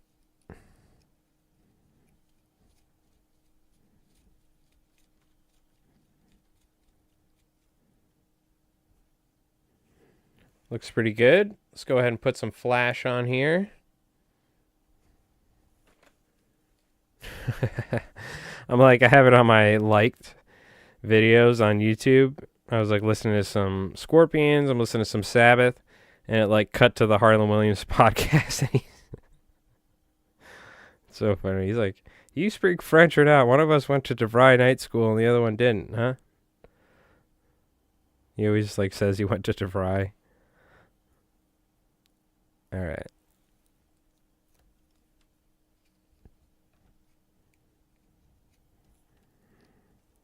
Kind of line this up on the sides. Do the same top and bottom, and then we have our flash. You know, I could add flash. Like, I'm not trying to make it too crazy, right? I definitely want enough flash in there for it to be seen all the way top and bottom, but... And then we can go like this. Yeah, perfect. We're essentially covering all our bases here.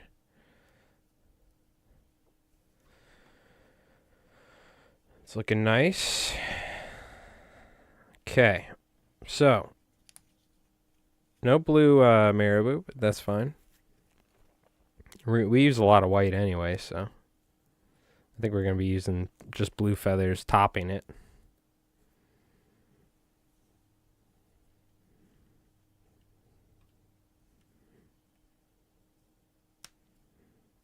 So we can go ahead and trim this. We'll tie these on the bottom. We'll tie one on the bottom, one on top, I guess.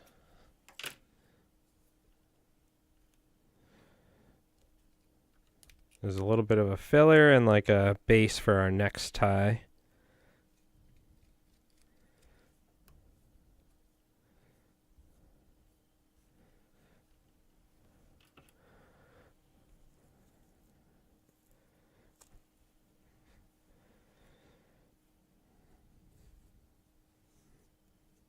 put some on the bottom as well. Well, you know, we could just kind of, yeah, maybe just go with the sides on these a little bit.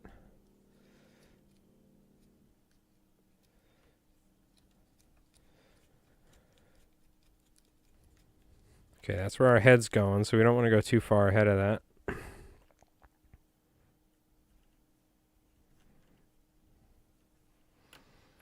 So now we can go ahead and tie some more hackle on here.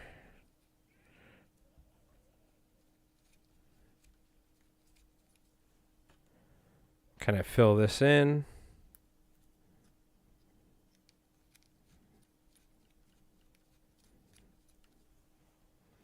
We'll probably go, because I think we have enough.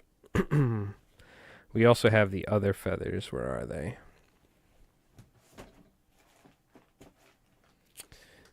Where's that blue hackle? Oh, we dropped. Yeah. So we actually don't need to go too crazy because I actually want to use these.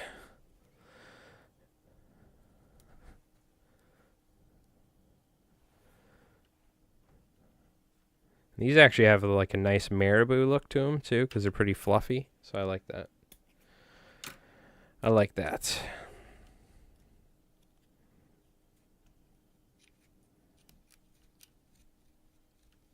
We'll go ahead and tie these in.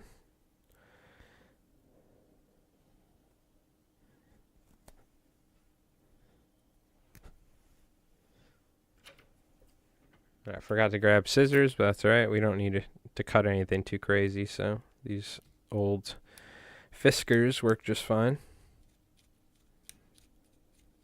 I think we'll just probably do white marabou top and bottom after this.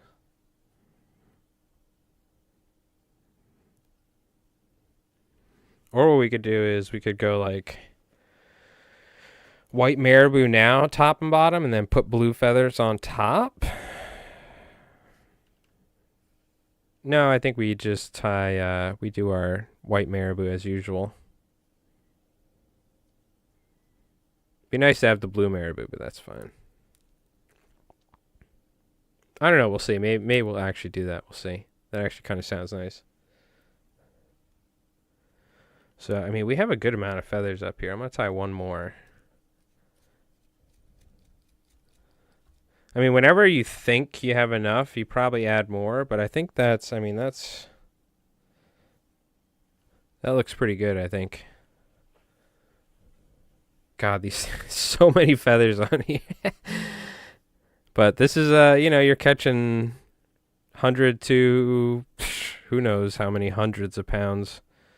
Potentially, I mean, blue marlin, do they get up to 1,000 pounds? Who knows? I don't think you'd want to catch that on the fly, but a couple 100 pounds minimum, I would say, probably. Or 100 pounds. The barred hackle, you know, unfortunately, I have grizzly, which I'll throw grizzly on the sides for good measure, but actually, nah, we'll leave that. No, I mean, I have grizzly hackle, but I don't have any, like, colored, you know, grizzly. Well, we'll see. You want me... Why, you think it's a good idea, Cragger Roll? Is this a marlin thing? I thought they usually use, like, ballyhoo and stuff. I'll throw one in there on the sides as a little flavor. Anything over 80 pounds? I've caught 100-pound sharks, and it's not that bad. You could do it. No issue. I'll throw one of these in, and then we'll probably throw another blue on top. Because we're going to put the marabou. Watch, he's going to be like, dude, the grizzly hackle, they loved it. And then I'll be like, all right. Craggerl, you win. Or he's like, why did you put grizzly hackle on? Craggerl, no! You blew it. Luckily, you can, when there's 30 feathers, you can like pull off one feather if you need to, you know what I mean?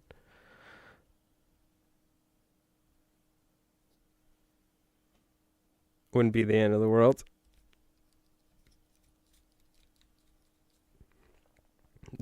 That'd be funny though. They like kick him off the boat. Grizzly hackle. They're like yelling at him in Spanish or something down in Costa Rica somewhere. They, like, abandoned them out at sea. With 30 peacock curls, I think the counter shading always adds something. Oh, yeah, for sure. Peacock curls. Do I have any jumbos? I don't think I do. I think I had to use all my peacock curl recently. You know, if I had some, I totally would. But I know for a fact I rummaged through all my peacock curl the other day because I was tying deceivers.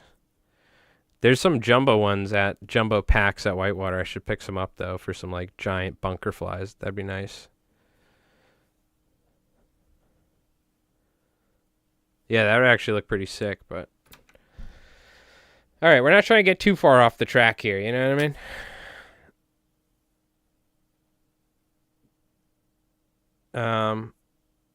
And maybe we'll tie some more flash on top right now. Spruce it up a little bit.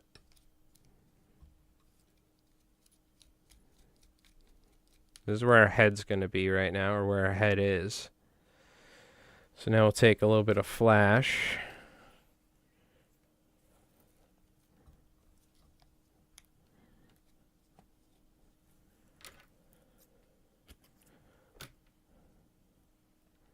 Oh. Let's tie this on the sides.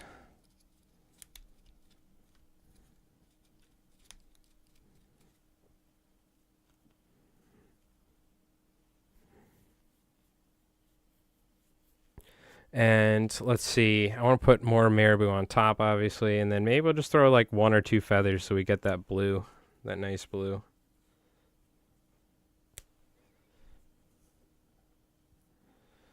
Actually, let me use a whole one.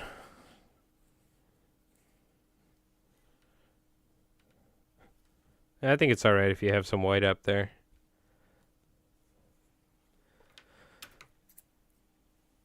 Big shame. Yeah. One day I'll have giant peacock curl. And then we finish it off with maybe some dark ones because I have some pretty dark feathers.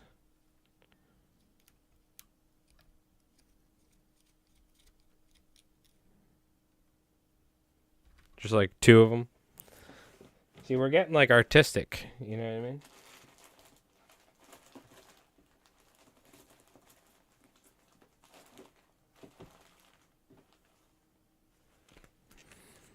These are like, I think, old feathers I have. Well, those can't be it. Those aren't even that long. Yeah, these feathers I bought, pack feathers for $5. You know, that was a while ago. Feathers ain't that cheap nowadays.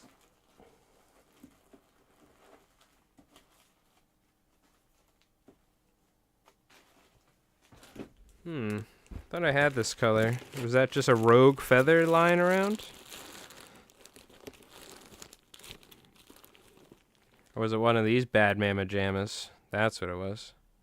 Schloppenhackle. Jumbo.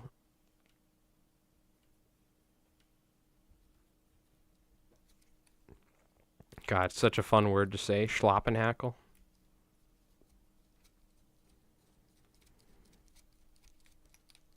All right. Sheesh. Look at that sucker right there. Did we go with more white marabou? No. Leave it.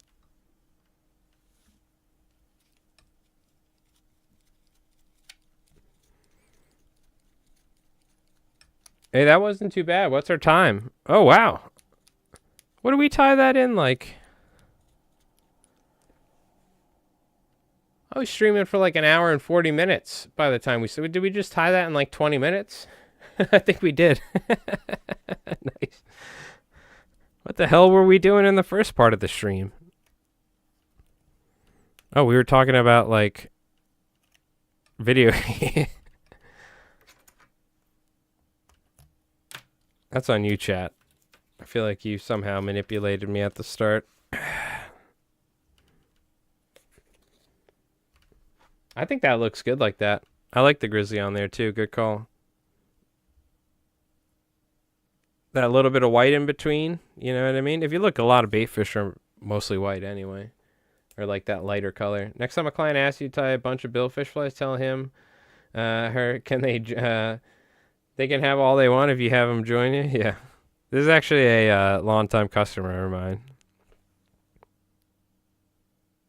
But yeah, maybe one day we'll tag along. We'll hide in someone's suitcase, and they'll be like, "What the hell are you doing in here?" I don't have anything now because I like emptied their entire suitcase so I could fit in there.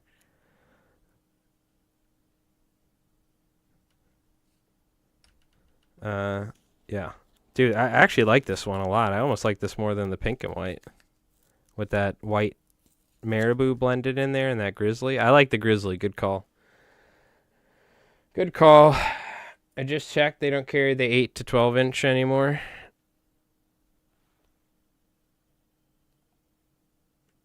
How did you let yourself run out? Doesn't saltwater flies carry it? I always run out of stuff.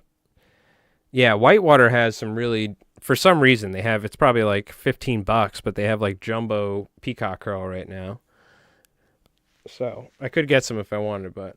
By the way, thank you. I missed out. We got Dad Life. Thank you for the follow. The Almighty Dragon TV and the Grumpy Fisherman. Thank you. Maybe folks are coming through from Point Blank's raid, or maybe just wandered on in. I appreciate it.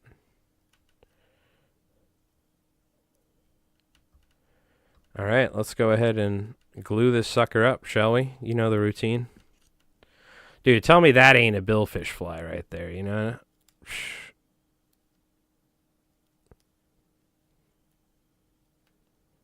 I mean, that's a billfish fly.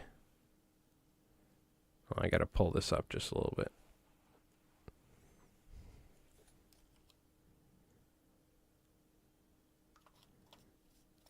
I do that so the eyes don't lift off when I'm gluing them. Also, this time I'm going to apply less resin. So I put a little too much just at the start, so it was a little uncontrollable. I'm going to have a little bit more control this time. Came out okay. Came out fine, but got those eyes on there. All right. Let's make sure we kind of grab the marabou so that way it doesn't get sucked up into the resin.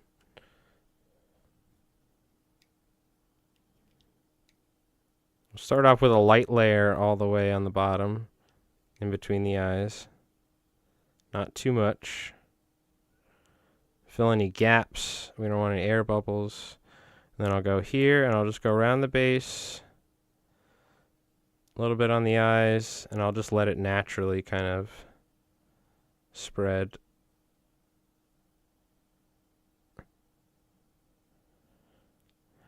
I don't want to add too much. We'll leave it like that.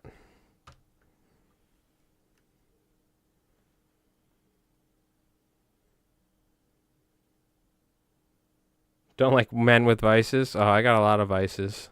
I only got one fly tying vice, but yeah. I got a lot more than fly tying vices, that's for sure. Just let that spread out. Date? What date? What do I need date for? I got a date with false albacore, and I've been stood up. All right. That's right. A little slow on that, Jerry. I'm going to need you to be faster with those, all right? For the comedic effect, that is.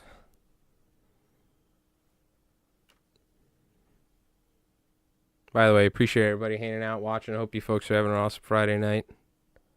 Any interesting plans for the weekend? I might go fishing. I don't know. We'll see. At the moment, I'm kind of like freed up with orders. I'm dropping these off tomorrow to get them rigged up. And the dude's going to pick these up beginning of next week or maybe this weekend, depending on when they get these done. And he's like leaving Wednesday or something, apparently. But, so I might do some fishing, but we'll see. Because I think this Sunday, I don't think I'm, you know, I've been running a game of Savage Worlds for some friends of mine on Sundays. I don't think we're playing this Sunday.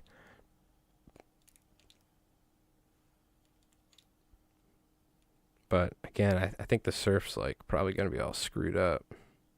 We could try some bay fishing. I don't have a lot of faith in the bay at the moment, unfortunately. It's like one of my favorite ways to fish too, because it's just, you're not getting your butt kicked the entire time from the surf.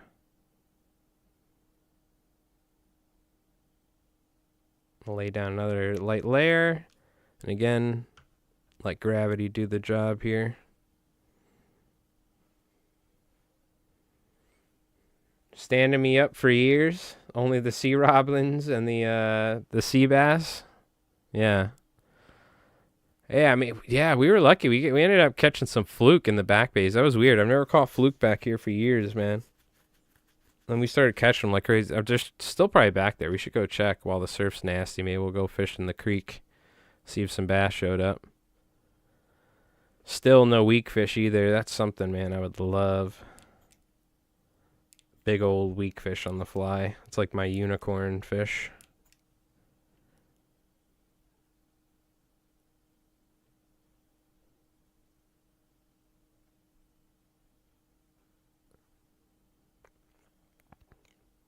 Kind of spread this around. Ah, no, I hate that, dude. This marabou is like, it's a tricky son of a bitch. You gotta watch it.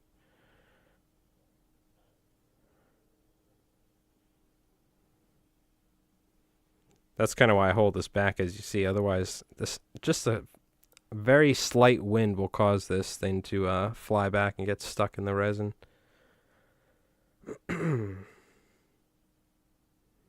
But yeah, I'm excited for Halloween. We're doing a fly fishing special, but a horror fly fishing special, or not fly fishing or fly time, but fly fishing related. So tune in, see if you can survive the a potential encounter with the Montauk monster or something, you know.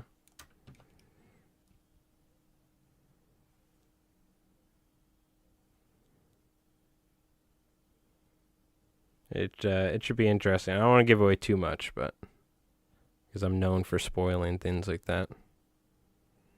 But it should be fun, so you folks can type in chat and interact and tell me what you're trying to do to survive the situation, get out of there or something, or do whatever you gotta do. I'm just gonna let this spread around. That looks pretty good though. I'm gonna hit that with the light.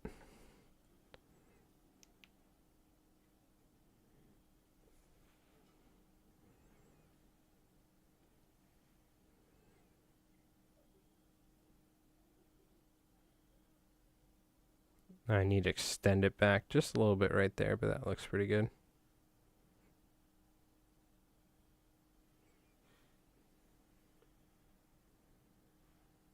I like the blue, man. The blue looks great. The blue's fantastic. I was thinking this one was going to take a while, so I was just going to end the stream, but let's tie the other one too, because it only took us like 20 minutes, so.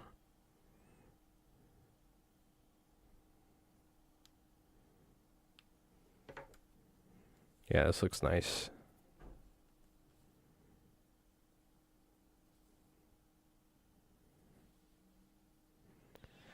I could add a little bit right there, but no, it's fine.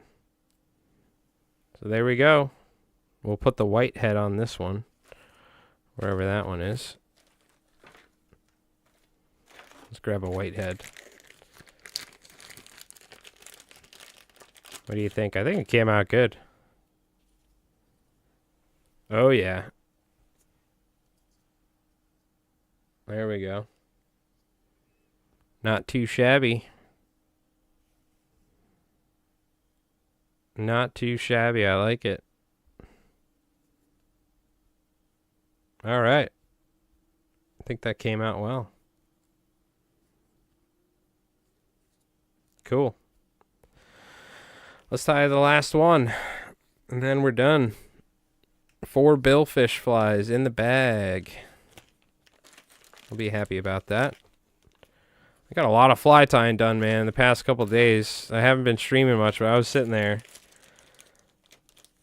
I was getting that one order for the guide. Just cranking those things out for a couple days. I was like, I gotta get these done, man. We're getting late into the season. Because I was doing other orders, I was doing this, doing that, doing private, doing for other shops. So it always adds up, but that's how it is. It's good, staying busy. Got some rooster fish fly stuff that hopefully we'll be getting quite a lot of those to tie for like a big group going down to Mexico or somewhere, Baja, who knows, something like that.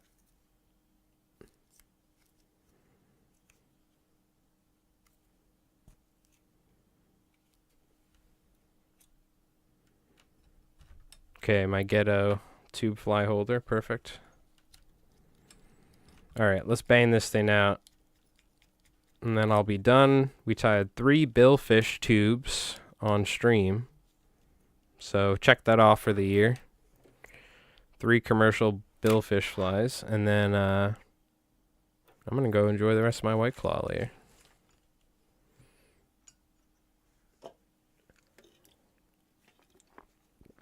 Just 4 of them. Yeah, just 4 of them. Which they're pretty, you know, they're pretty chunky flies, so I'm definitely charging accordingly.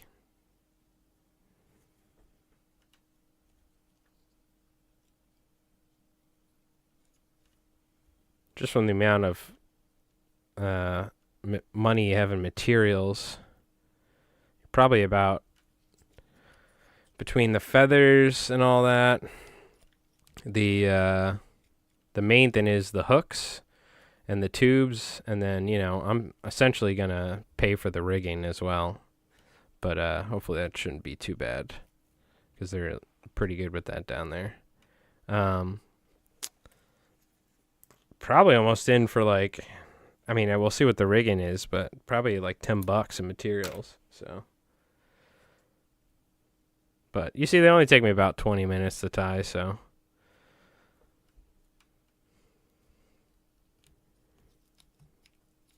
But I'm still charging accordingly, so I think it's worth it.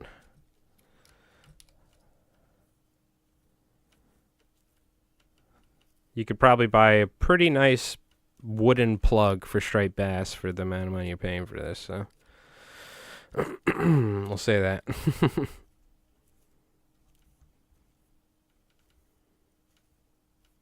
It's been a couple years since I bought those, but I'm pretty certain the prices are not too much crazier than they once were.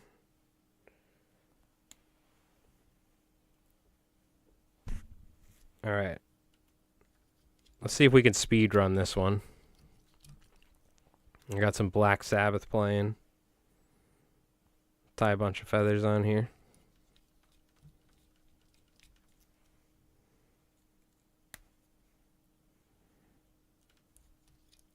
Go around. I usually like to make sure I cover the bottom, but I'm just kind of slapping them on. Just making sure I rotate around as I go.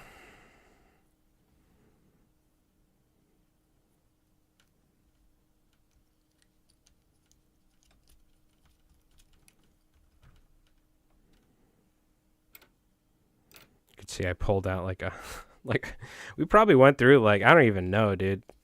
There's got to be like close to like, I don't know, at least 70 feathers we used between these 4. Not even counting the marabou and all that. Probably well over, actually. Because I'm thinking about the white ones and whatnot, but. No, I mean, I think they had about probably like, I don't know, 18 feathers each or something. It's a lot. Definitely a lot.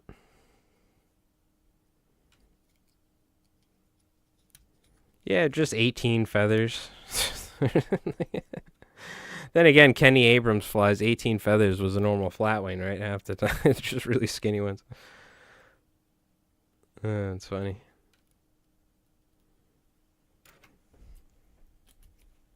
Yeah, I'll post in the I'll make sure to make a post in the Discord for the Halloween stream, and like have it pinned or something, or I don't know, or keep sharing it every once in a while, keeping it bumped up. I think that should be fun. So I was very tempted. I was like, now who are you guys going to be with? Because essentially it's going to be like an amalgamation of you folks is the like protagonist, right? But there's probably somebody that's with you, because I know a lot of you folks, what do you call it? It's like you're taking a guided trip or something. So you're like out with a guy. I was like, but I was like, should I be taking you guys out? And I crash my boat, but I was like, no, let's not well that into the world. We'll have a fictional character crash their boat or something. Something like that. Who knows? We'll figure it out. Love the Regal Vice. I got mine as a broke-ass college kid volunteering at Orvis. Bless up. Hell yeah. Hey, thank you, Nathan. Yeah, I love this Vice. I've been through hell and high water with this thing. So you could see just by the amount of wear and patina on it. So Regal's been a great company. Any issues I've had or any times I've had to deal with them has been nothing but fantastic. So I got to, they built me this Vice after I met the owner at Saltwater Edge. So I didn't have to pay for it, but they've repaired it before. Because again, the previous head I probably had like thousands and thousands, well over 5, 6, 7,000 flies. This one I'm getting even higher. Like it's getting even higher up. So I think on the last one, this thing kind of ended up slowly working its way in. So it was a little bit harder to open up. So they just replaced it for me. But this one's working great. It's just it's starting. There's like a little crack that's formed right here. So it hasn't gotten worse or anything, but it could be because I dropped it in the past. Who knows? I don't know. Or just from like literally opening and closing. I mean, sometimes you probably do it like 6, 7 times per fly because you're doing it in stages. So I can't even imagine how many times these things have opened and closed over the years. But I love my Regal Vice. It's my favorite. So I'm thinking about just buying a new head just so I can like support the company. I feel like I should buy something, but I could probably just contact them. They'll fix it or send me a new one because they're fantastic about it.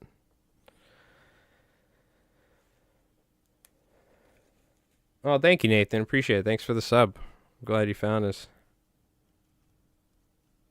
Yeah, no, the owner's a very nice guy, Don.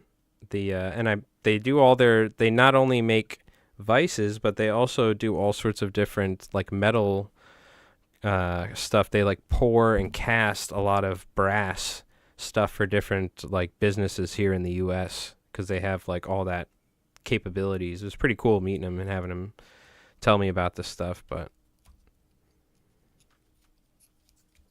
he's a very, very nice guy. So I was using a Renzetti Traveler at the time, and I was having issues with it. So, and, I can't really be having issues with the Vice. It's kind of like being a snap, like when I was a mechanic, that's why you generally go with nice tools, or even just a Snap-on. The truck comes every week, so he can give you a new one at least. You can't be having issues. So, but yeah, I love my Regal. So I'm glad you enjoy yours. It's definitely a sort of Vice you can have probably for like the rest of your life.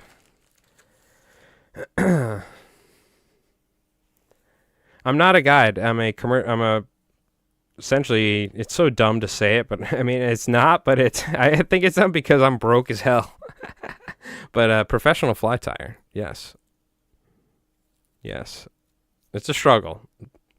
Probably not many people do it for a living, especially nowadays. It's a lot of, but I do other stuff. I also commercially shellfish and do other things, but make content as well.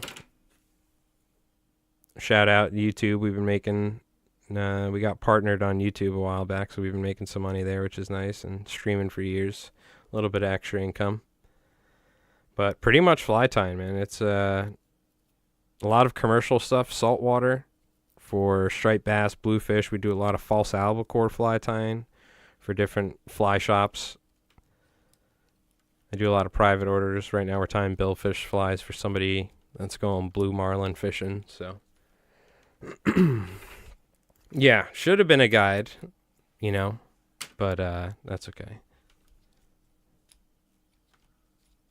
No, I really enjoyed it. It's fly tying. I've been doing this for years, so I started commercially tying back in high school and stuff. For years I was a mechanic and whatnot. I've done different stuff, but unfortunately I've had a lot of back issues over the years. So fly tying has been my saving grace, having to deal with a lot of back issues over the years. So my new to me truck got T-boned on the way home from work a couple weeks ago. Oh no. I remember you were saying you got rid of the BMW, Jin. Everest claimed he didn't see a big red truck. Oh my god. Well, hopefully you got the insurance and all that. Pine Nuts X. Yo, thank you for the follow. Appreciate that. Well, I'm sorry to hear that, Jen. That's a bummer. Only a whole $5 a pack. Yeah. It's good. I don't like again, unless you're tying like musky flies or you're tying saltwater flies, I don't think you can really do it for a living. But luckily the foreign fly tying that gets done overseas in places like, in South America or South Africa or parts of Asia and stuff, or just all over Africa. They tie all these trout flies and stuff. That's why you can get trout flies at Orvis or places for like cents, Luckily, you can't really tie, saltwater flies to the level that people demand when it comes to flies for, for their liking. So we're lucky. There's a lot of great fly tyers that, either in the like big streamer and musky fly tying world or in the saltwater fly tying world, like Andrew Warsaw, a lot of other great fly tyers as well that tie, either privately or commercially for places because, as great as it is, these other companies are tying flies overseas and stuff, they just can't tie, saltwater flies to the level that people want. You kind of need to have somebody that actually fishes and ties these flies for them to be effective. So, which is good, thank God. Because if they could, we'd be replaced in a second. Because they would sell flies for. I get emails all the time. They sell flies for like 50 cents and stuff. It's in the shop. You got insurance though and stuff. Okay, good. I'm glad to hear that. What sort of fly tying you do, Nathan? You do saltwater? What sort of fishing you do? All right. So we got all that. We got our feathers. We got a million white hackle. We'll just tie one or two more in here for good measure, because I got them here. And let's tie a couple blue feathers. Oh, we already got them all pulled out and everything.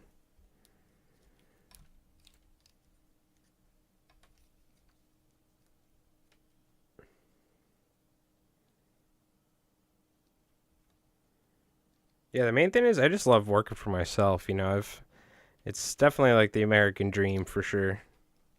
I've been getting into like commercial shell fishing and stuff, and I'm hoping to do more of that in the future. In particular, if I can get a nice little blend of that, that'd be nice.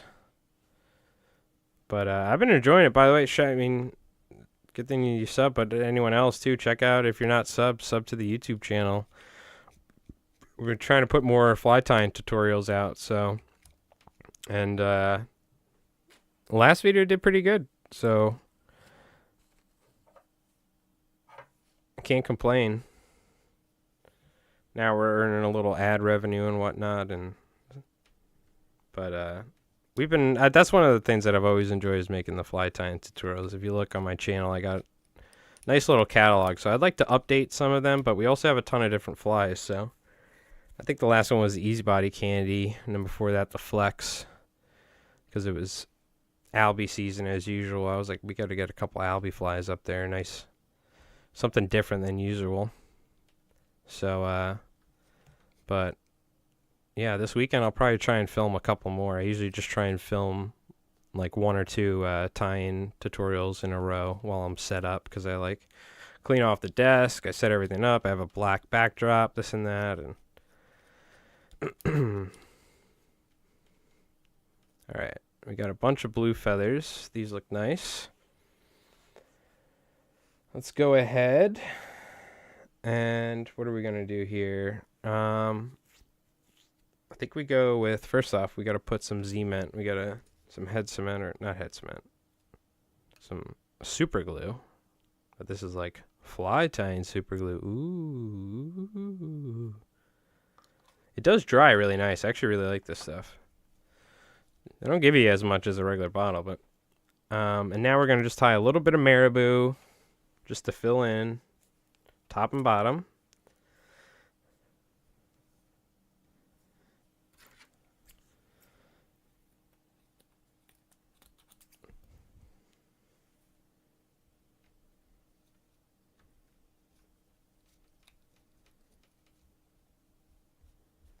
Just gonna, oh yeah, I think we went on the sides, right? Yeah.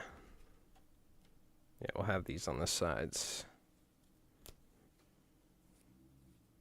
Man, you really go through a lot of marabou and saddle hackle tying billfish flies. Mostly American shad, steelhead, and bonefish. Oh, very cool. Very nice. So you tie bonefish flies. Are these, where do you go bone fishing? Out in like Hawaii or something? Very cool though. Yeah, California, man. Sacramento, okay. A lot of river swimming. Okay. For what? Steelhead? And shad and stuff? Do you get, I know there's striped bass out in like the Delta, what is it? The Delta, like, river valley or whatever, right? Do you get striped bass that venture into freshwater rivers as well, or like hybrids or something? All right, I'll tie a couple more blue feathers in here.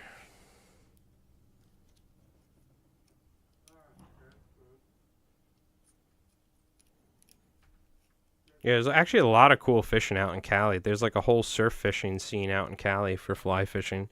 You can catch like halibut, striped bass, corbina and stuff. A lot of cool. There's those white bass or whatever. Those like giant, like 50-pound or something white bass. We've looked up before on the channel. I didn't even know they existed till I follow Al Catroci or I don't even know how to pronounce the name. I'm butchering it, but he's a cool fly tying dude out in Cali. Swimming for steelhead and shad. Okay. Sentinel K. Oh, very cool. Or Staniel K. I don't know where that is. Eximus? I have no idea. Is that out in like the South Pacific or something? Or somewhere in like South. I have no idea where that is. He'll follow the shad up there. Yeah, it's kind of what happens out here. The striped bass will like make it out into brackish water and chase bait up. That's what I was wondering. Very cool. Yeah, Cali actually has a good amount of fishing out there. You don't think about it, especially with the saltwater, but there's some sick saltwater. You can go with Conway Bowman for giant mako sharks off San Diego or something.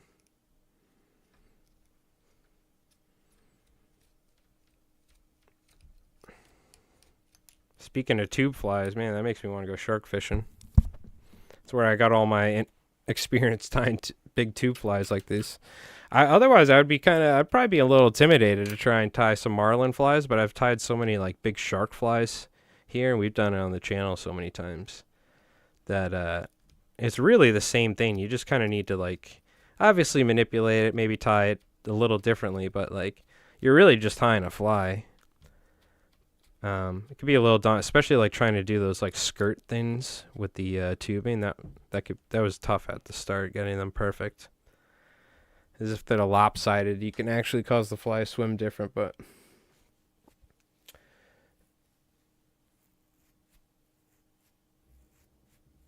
oh, Bahamas. Okay. Interesting. I've never heard of that area in the Bahamas. Cool. I haven't been to the Bahamas, but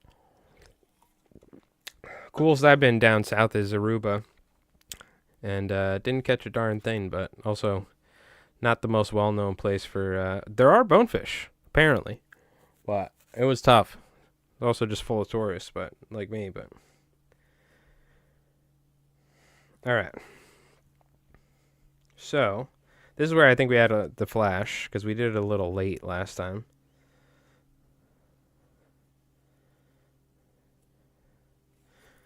Oh, man, I was like...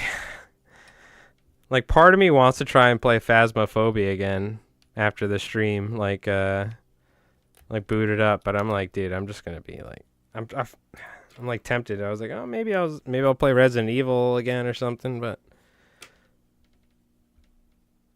we'll see. I gotta see what other spooky games. Which, by the way, again, thoughts on UV on flies? I use it all the time. You know, surf candies, right? I literally probably tie, we call them Albi candies, but I tie with UV resin on flies. I mean, I probably tie, you know, well over hundreds and hundreds, if not 1,000 flies a year coated in UV resin. So I use a lot. I used to use epoxy. You know, I've been fly tying since probably like, let's see, I started when I was around 9 or 10. I'm 33, turning 34 this year, so it's been like 20-something plus years. This is back in like the late 90s. They didn't have UV resin, so we used 2-part epoxy, right? So I'd always use the DevCon 5-minute or 30-minute epoxy, but I never liked tying with epoxy. I never liked it. I used to have the spinning wheel and all that. I had a really nice, there's this guy, Dan Wen, I think his name was, if I'm saying it. I think that was how you said his last name. It was a long time ago. Or Aang, was it? This awesome dude, maybe this like custom spinning foam, you know, the beach foam. He found beach foam, cut it, and he would make these like spinners to put the fly on it. It would slowly spin for the epoxy. I hated that. So I was like, once UV resin came out, I was like, all right, I'm only using this. Let's see how it is first off. It works great, right? It's almost just as durable. And the thing that I love is that you can manipulate it and you can get the shape that you want. So now I'm tying surf candy. It took me a while, but now I like to think my surf candies are pretty top notch. You know what I mean? I've tied so many now. It's just so much easier to manipulate and get the resin where you want it, and then you can hit it with the light. And then you can always go back and add more. We even found, you know, you can take a razor blade, you can cut a chunk off of the resin if you need to, if you overdo it. And then you can always cover it up with a little bit more resin and it's like brand new. You know what I mean? So you can even fix flies that you screw up on. So I love it. Yeah. Shout out. SolarRes, hit me up. With how many, we probably sold, I don't know how many bottles of SolarRes over the years. We should be sponsored by now. It's ridiculous. I should just have vats of SolarRes at my house. It's so expensive too nowadays, which, by the way, we're thinking about it. Our community, a lot of my people or a lot of the folks here in this community tie using UV resin, and a lot of them have been using this like cheap, like Chinese no-name brand resin off Amazon, which they've said they've had great luck with. So I'm very tempted to like buy some like cheap, imported resins and stuff and try them out in comparison to SolarRes and kind of do almost like a side-by-side, because this stuff is like $30-something a bottle. And it used to be 4 ounces for $30-something a bottle.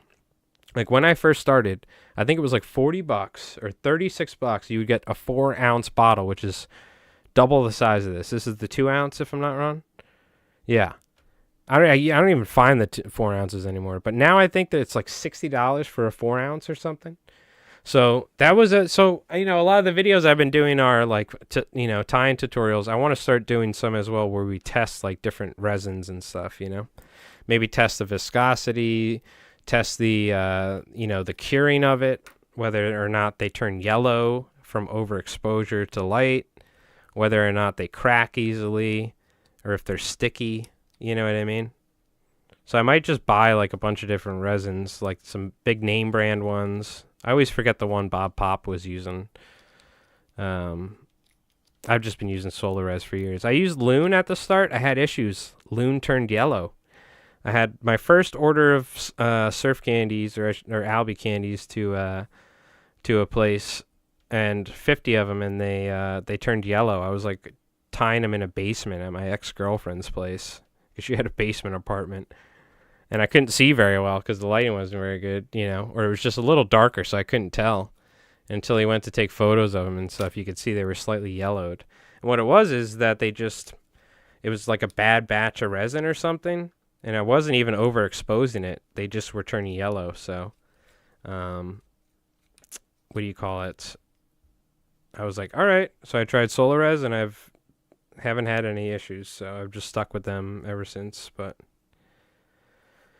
the main thing is I reached out to Luna, and you know, I never heard back. So I also was not very big in the fly tying world at the time. Not that I'm like very big now, but I've been doing this a while that I know some people in the industry, right?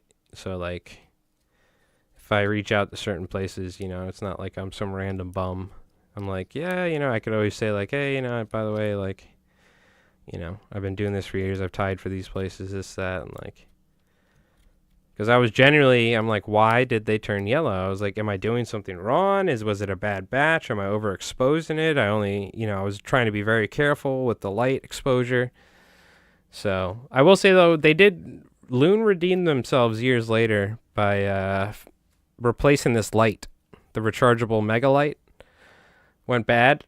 They did send me a new one. So it's not all bad. I gotta, you know, say the positive with the bad, but this is also why I'll never get sponsored, because I'm we like those A-Rex hooks. I also don't filter myself, so I'll like post something like that on Instagram. Like, dude, what's up with this hook? Why can't I bend this hook with my hands? It's supposed to be a saltwater hook. You know what I mean?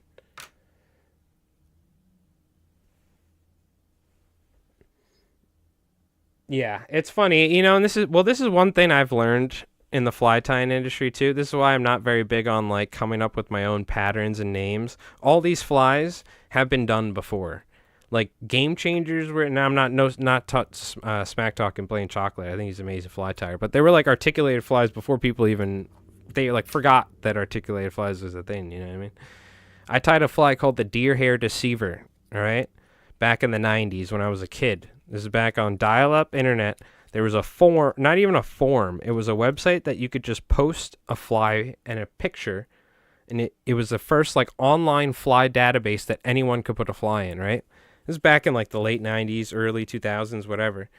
And I posted a fly called the Deer Hair Deceiver. It was essentially a deceiver, so you had hackle, bucktail, flash, and a spun deer hair head, right? Nothing crazy, but you know, the only way I knew about fly tying was books, seeing it in person. You know, there wasn't even much stuff on the internet about fly tying. Some dude reached out to me. He was like, hey, I want to put this fly in a book. I was like, okay, cool. I need to talk to my parents. He's like, what? I'm like, yeah, I'm like 9 years old. He's like, what? You know what I mean? We talked to this dude. He'd done multiple books about like woolly buggers, this and that. And he was doing a book on the evolution of the mother minnow. And it was just all sorts of flies with spun deer hair heads, right? Cool. Guess what? That book never happened as far as I saw. Like he did multiple books, but that book never, I guess, got published, whatever. But I sent him a fly, right? He was like, I need to talk to your parents because I can't be talking to kids on the internet. He was smart. And what was I going to say? I bought a book years later. Or not years later, a couple years later, Lefty Kray's Saltwater Fly Patterns. It was a book that was published in the 90s, I think, and it was like a bunch of flies from the 70s and 80s. And there's a fly, and I promise you, I tied it with yellow hackle, yellow bucktail, I think it was, right? And a brown deer hair head is how I tied it. In the book, there was a fly tied from some dude, and this is a fly from the 70s, called the Deer Hair Deceiver, brown deer hair head, yellow hackle, yellow bucktail. And I was like, well, you know what? All right, I'm never going to come up with a brand new fly pattern because it's impossible. Somebody's done it. You know what I mean? I mean, there are ways you can do it, but somebody has done it. You know what I mean? So I'm very cautious with that. Like I have the Mullet Marauder, which is a mix between a bucktail deceiver, a flatwing, and it has a Senos laser dub head that's folded back, brushed out. You put 3D eyes on it. That, you know, I'm like, okay, that's the Mullet Marauder, but it's not like I created this. I'm the only person that's ever done this. You ever think believe me, dude, somebody's done it. It's so funny though. I always like to tell that story because I'm like, hell yeah, dude, I'm going to be in a book. I'm like 10 years old, not, 11 years old. My dad took me to Orvis in Manhattan to get the Dyna Vice, I think it was called. It was like an $80 Vice. I was like, hell yeah, I was like tying flies and this and that, going to like fly meetings, like a fly club at this golf course around here. And then I was like, okay. It just like, I was like, hey, I just came up with this brand new original fly. I'm going to be in a magazine or a book, right? And then I saw some random dude did it like 30 years ago. Like, okay. Never mind. Let's not call it the deer hair deceiver. It's literally just like a snake fly with a deceiver mixed together anyway. So that's what I like to do nowadays. If I tie something, I'm like, yeah, this is kind of like a deceiver mixed with a hollow fly or something, right? Because that's what it is. Instead of calling it like, Mike's nipple twister or whatever. Your first vice was pliers taped to a shoebox. Nice. You were more complicated than me. I was pliers, a pair of vice grips stuffed into a brand new roll of toilet paper. Okay? Imagine this. Vice grip standing straight up, hook sideways. You just stick it in the toilet paper roll like this. You literally have a vice. I was like, boom! Yours sounds a little bit more like stable. And then what I did is, I didn't even have feathers. I had a cat, and my cat was just murdering birds.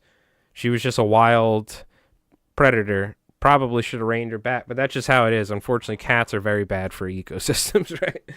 But I remember she like had killed a bluebird or something. You would just find piles of bluebird feathers or like feathers. So I was like tying with bluebird feathers, and like we went to the like Michael's craft store. And there was like, they had like really cheap feathers. You can make hats, or they had fake craft fur, things like that. So I made some stuff with that and caught some bluefish, and I was like, game on, and then I started getting some real stuff. So yeah, cats are really bad for ecosystems, but they're cats, you gotta love them. But yeah, God, cats are natural predators for sure. Got some of my first bags of fly tying material from that cat. Not from her, but from her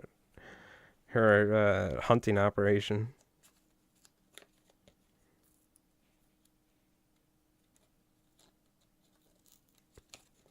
Yeah, and then next thing you know, I'm living in a van down by the river tying flies for the local fly shop, streaming on Twitch and YouTube. You know what I mean?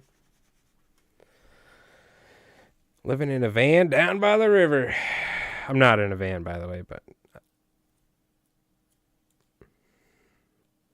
yeah. Boo cats.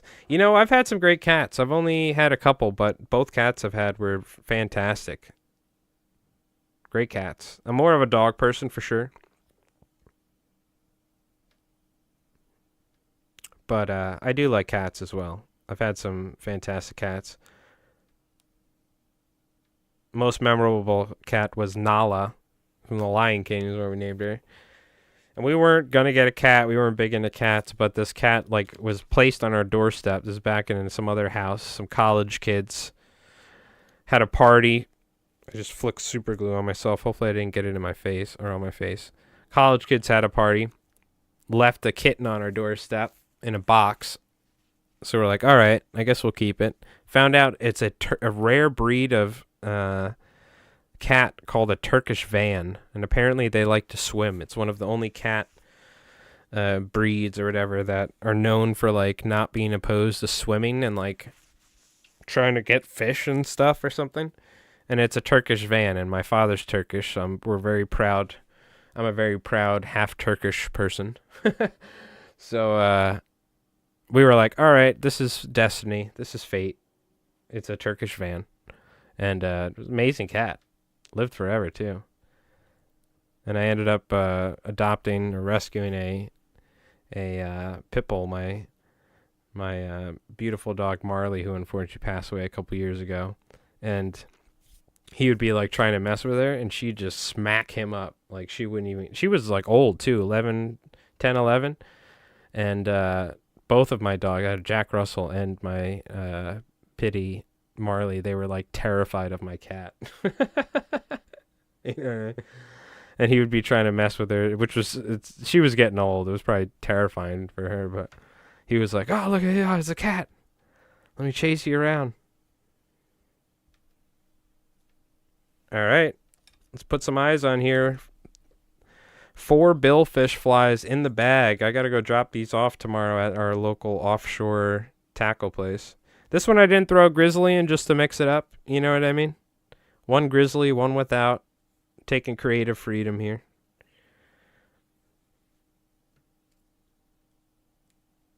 Just in case, you know what I mean?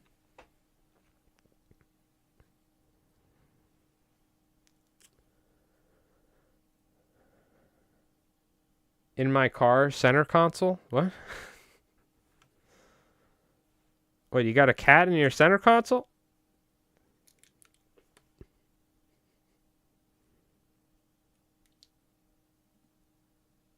Yeah, again, we want to build it up slowly. We don't want to get too crazy here. Make sure there's no air gap, so we're kind of forcing this resin in.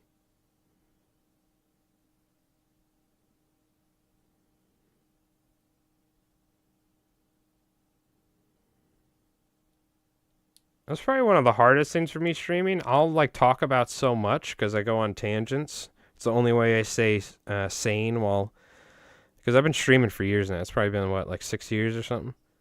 And like I just talk to myself, or you know, to you folks as well. But you know, not sometimes. You know, I'm a you know, low viewer Andy. So sometimes I gotta chit chat with myself almost, or just chit chat to you folks. And I talk about so much, and then sometimes you folks are on a delay or something, and you say something, and I completely forgot, or you just typed it in the wrong place. I was like, center console? What? I was like, now I'm going back in my head. I'm like, why are we talking about a center console? Or somebody will be like, oh yeah, I hate ghosts too. And I'm like, what? When were we even talking about ghosts? Wasn't that hours ago? Like, that's probably one of the more, and it has nothing to do, you know, it's just like one of the things that like is the most confusing to me when I stream over the years is like delays in chat and like trying to be like, what did I say? When did I say that? I've never been steelheading in the Pacific Northwest. I've caught steelhead in upstate New York on the Salmon River. They are not wild, so not really the real deal, but still a lot of fun. I've probably caught like, I think I've only landed, oh my God, I think I've only landed one steelhead actually. I've like hooked and fought so many, but I've only actually landed one. There's actually a video on the YouTube channel if you want to see it. It's not really like the most crazy video, but it kind of just shows you a little like trip of our thing. And a little bit of footage here and there, and some footage of us landing fish. But I've had some friends from the Pacific Northwest, and that's like the real deal, right? That's like the holy grail of steelhead, and I would love to go swing flies. I've always been a big fan of swinging flies here for striped bass. Kenny Abrams and people like Ray Bondaro and stuff were really heavily influenced by salmon fishermen like Jock Scott and people. So there's actually a ton of striper fishing, or like a big, you know, pretty big community of striper fishing with fly fishing that fish for like with lawner rods, floating lines, and swinging flies like you would for salmon or steelhead. So I do really like that. So I would like to go one day for sure, out to like Washington or somewhere, you know, or Oregon, maybe even Cali or whatever. So no Pacific Northwest, but at least I know I wouldn't have to worry about getting any good weed. That's for sure. if I go to the Pacific Northwest, that's for sure. Which, by the way, shout out New York State. Got its head out of its ass a couple of years ago, so I don't got to worry about that anymore. West Coast was way ahead at the time of that one. All right, we're just going to let this even out now. Again, we don't want to add too much resin.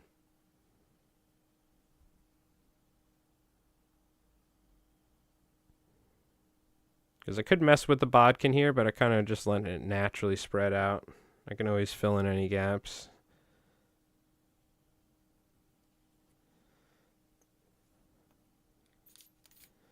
Like right back here, I think we need a little bit.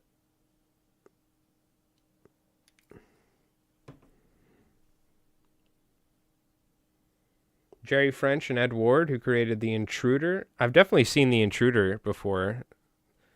For sure, that's a well-known steelhead fly. Made some really nice innovation. UV trailer hook flies with great movement.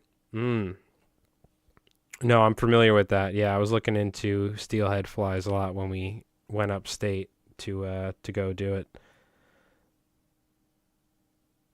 I also like the traditional sort of like space style flies, you know what I mean? That's definitely one of my favorite sort of styles of tying.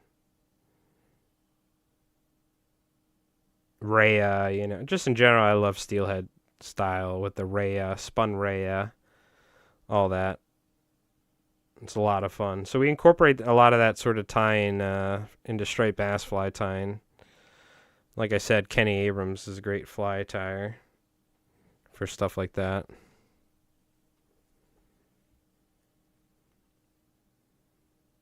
The Hobo Spay? Nice. I love it. My kind of fly. I'll have to check that one out. If you're interested, or if you have Discord, we have, there should be a description down below. We'd love to see some steelhead flies or some photos of steelhead.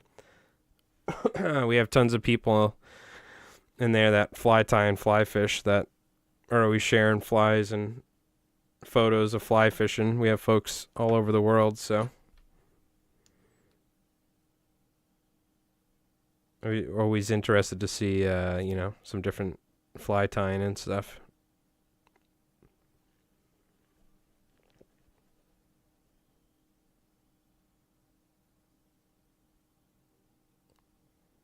Just going to hit this with the light now, and then we're looking good. We got 4 billfish flies.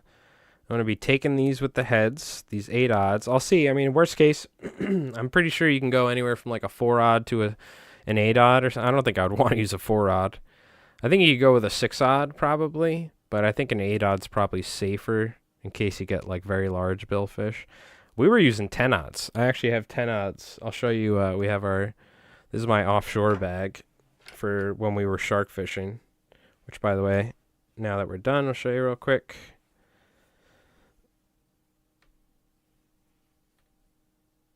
Billfish tube, and then we have our heads that slip in front like this. Bubble heads. Very nice. Let me hit this with the light real quick, and I'll show you my offshore bag. Even though I don't think we even use this, so...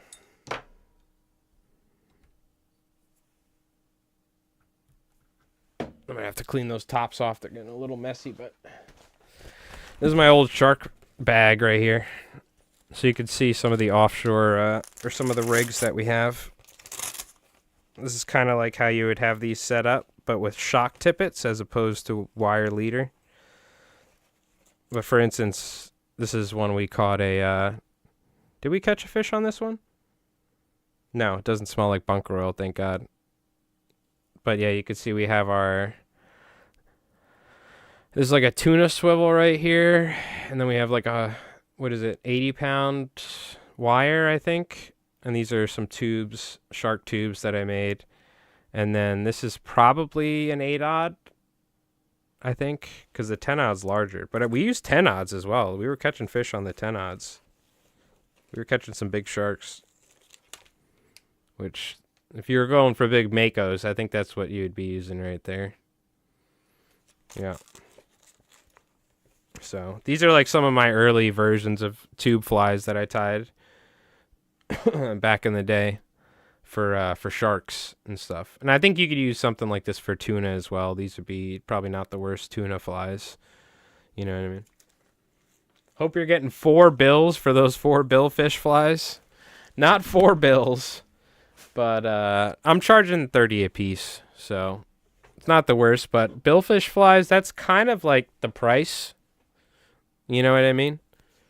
If the rigging's, you know, expensive, then I'm gonna have to charge them more. But I don't think they will be. So, like I said, probably about with the rigging, it'll probably be about $8 or $10 in material. So 20 a fly for, you saw it wasn't that much. So it's not the worst.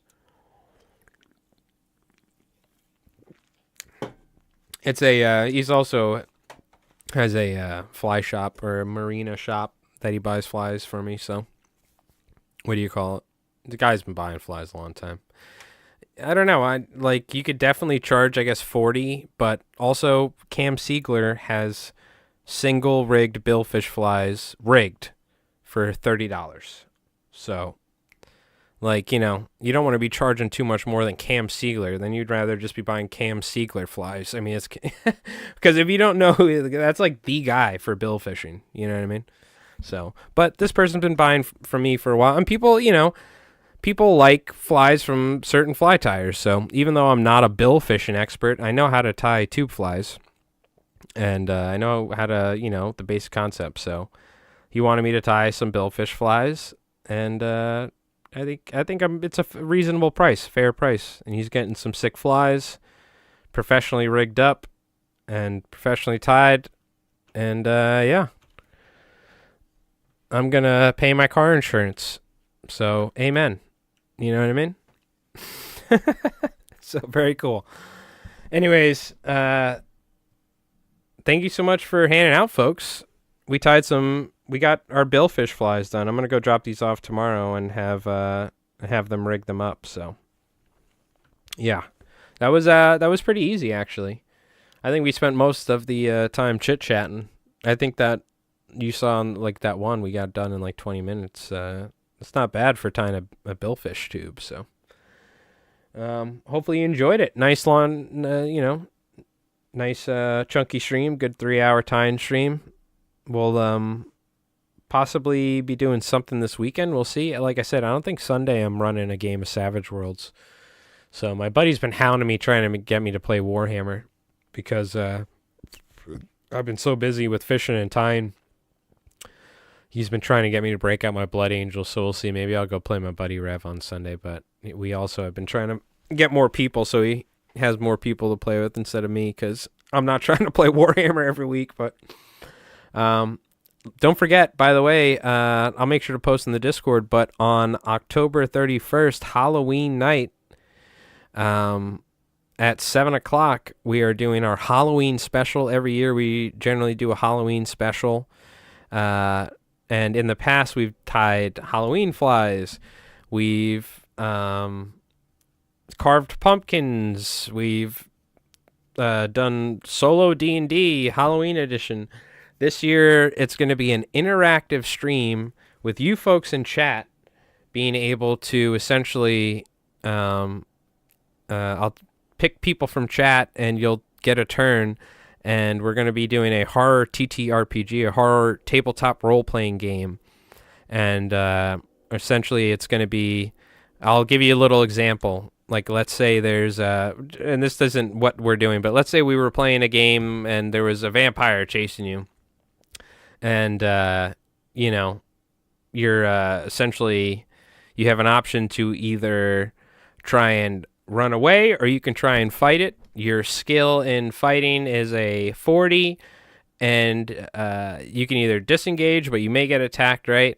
So let's say you guys are like, all right, cool, we have this weapon, we want to try and fight this thing, try and hit it. So I'll roll the dice for you guys, and it'll be a 40 and under is a hit, vice versa. So essentially it's going to be, a Halloween Montauk themed horror fishing role-playing experience, essentially. So it's if you've ever played D&D or something like that, it's going to be something like that, but it's very rules light. So we're gonna have you folks in chat hopefully interacting, and I'll be the game master, if you will. So I'll be setting it up, playing it, but I think you'll have a good time. So I just ran a one-shot for a group of friends recently for this girl's birthday. She asked me to run a horror one-shot with the system, essentially, and it was a lot of fun. So we'll see. We'll try this for our Halloween special this year, so instead of tying a pumpkin fly for the 30th time. But Anyways, you folks have an awesome night. Thank you so much for tuning in. Let me see, for the folks on Twitch, let's see if we can throw a raid out before we leave, because Point Blank was nice enough to raid us earlier. So let me take a look on my phone real quick. Let me check my follower list, or who I'm following, and see who's streaming. Let's take a look. Is anybody doing some fishing related activities? I see Shook is streaming. Let's see who else.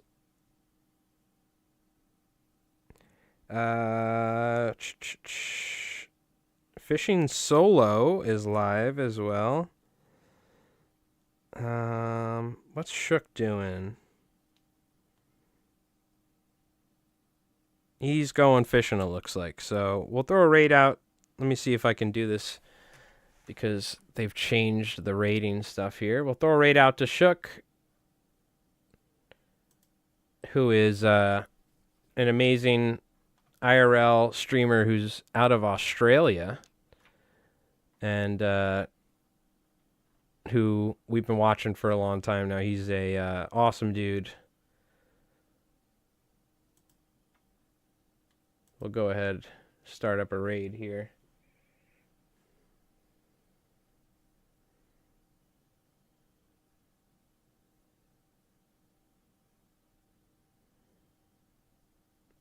So thank you so much, folks. Appreciate it. You go check Shook One out.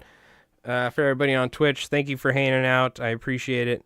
Shook's streaming. He's fishing out in Australia. He's been IRL streaming for years now, but he goes around Australia. He lives in Australia. He's originally from Kansas, and he goes and fishes for flathead and all sorts of stuff. So we're gonna go drop you folks from on Twitch over there. So thank you so much. You have a awesome night. You take it easy, and we'll see you guys soon. All right.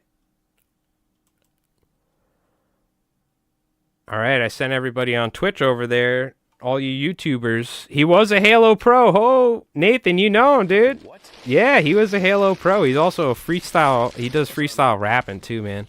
Which some of my favorite streams he's done.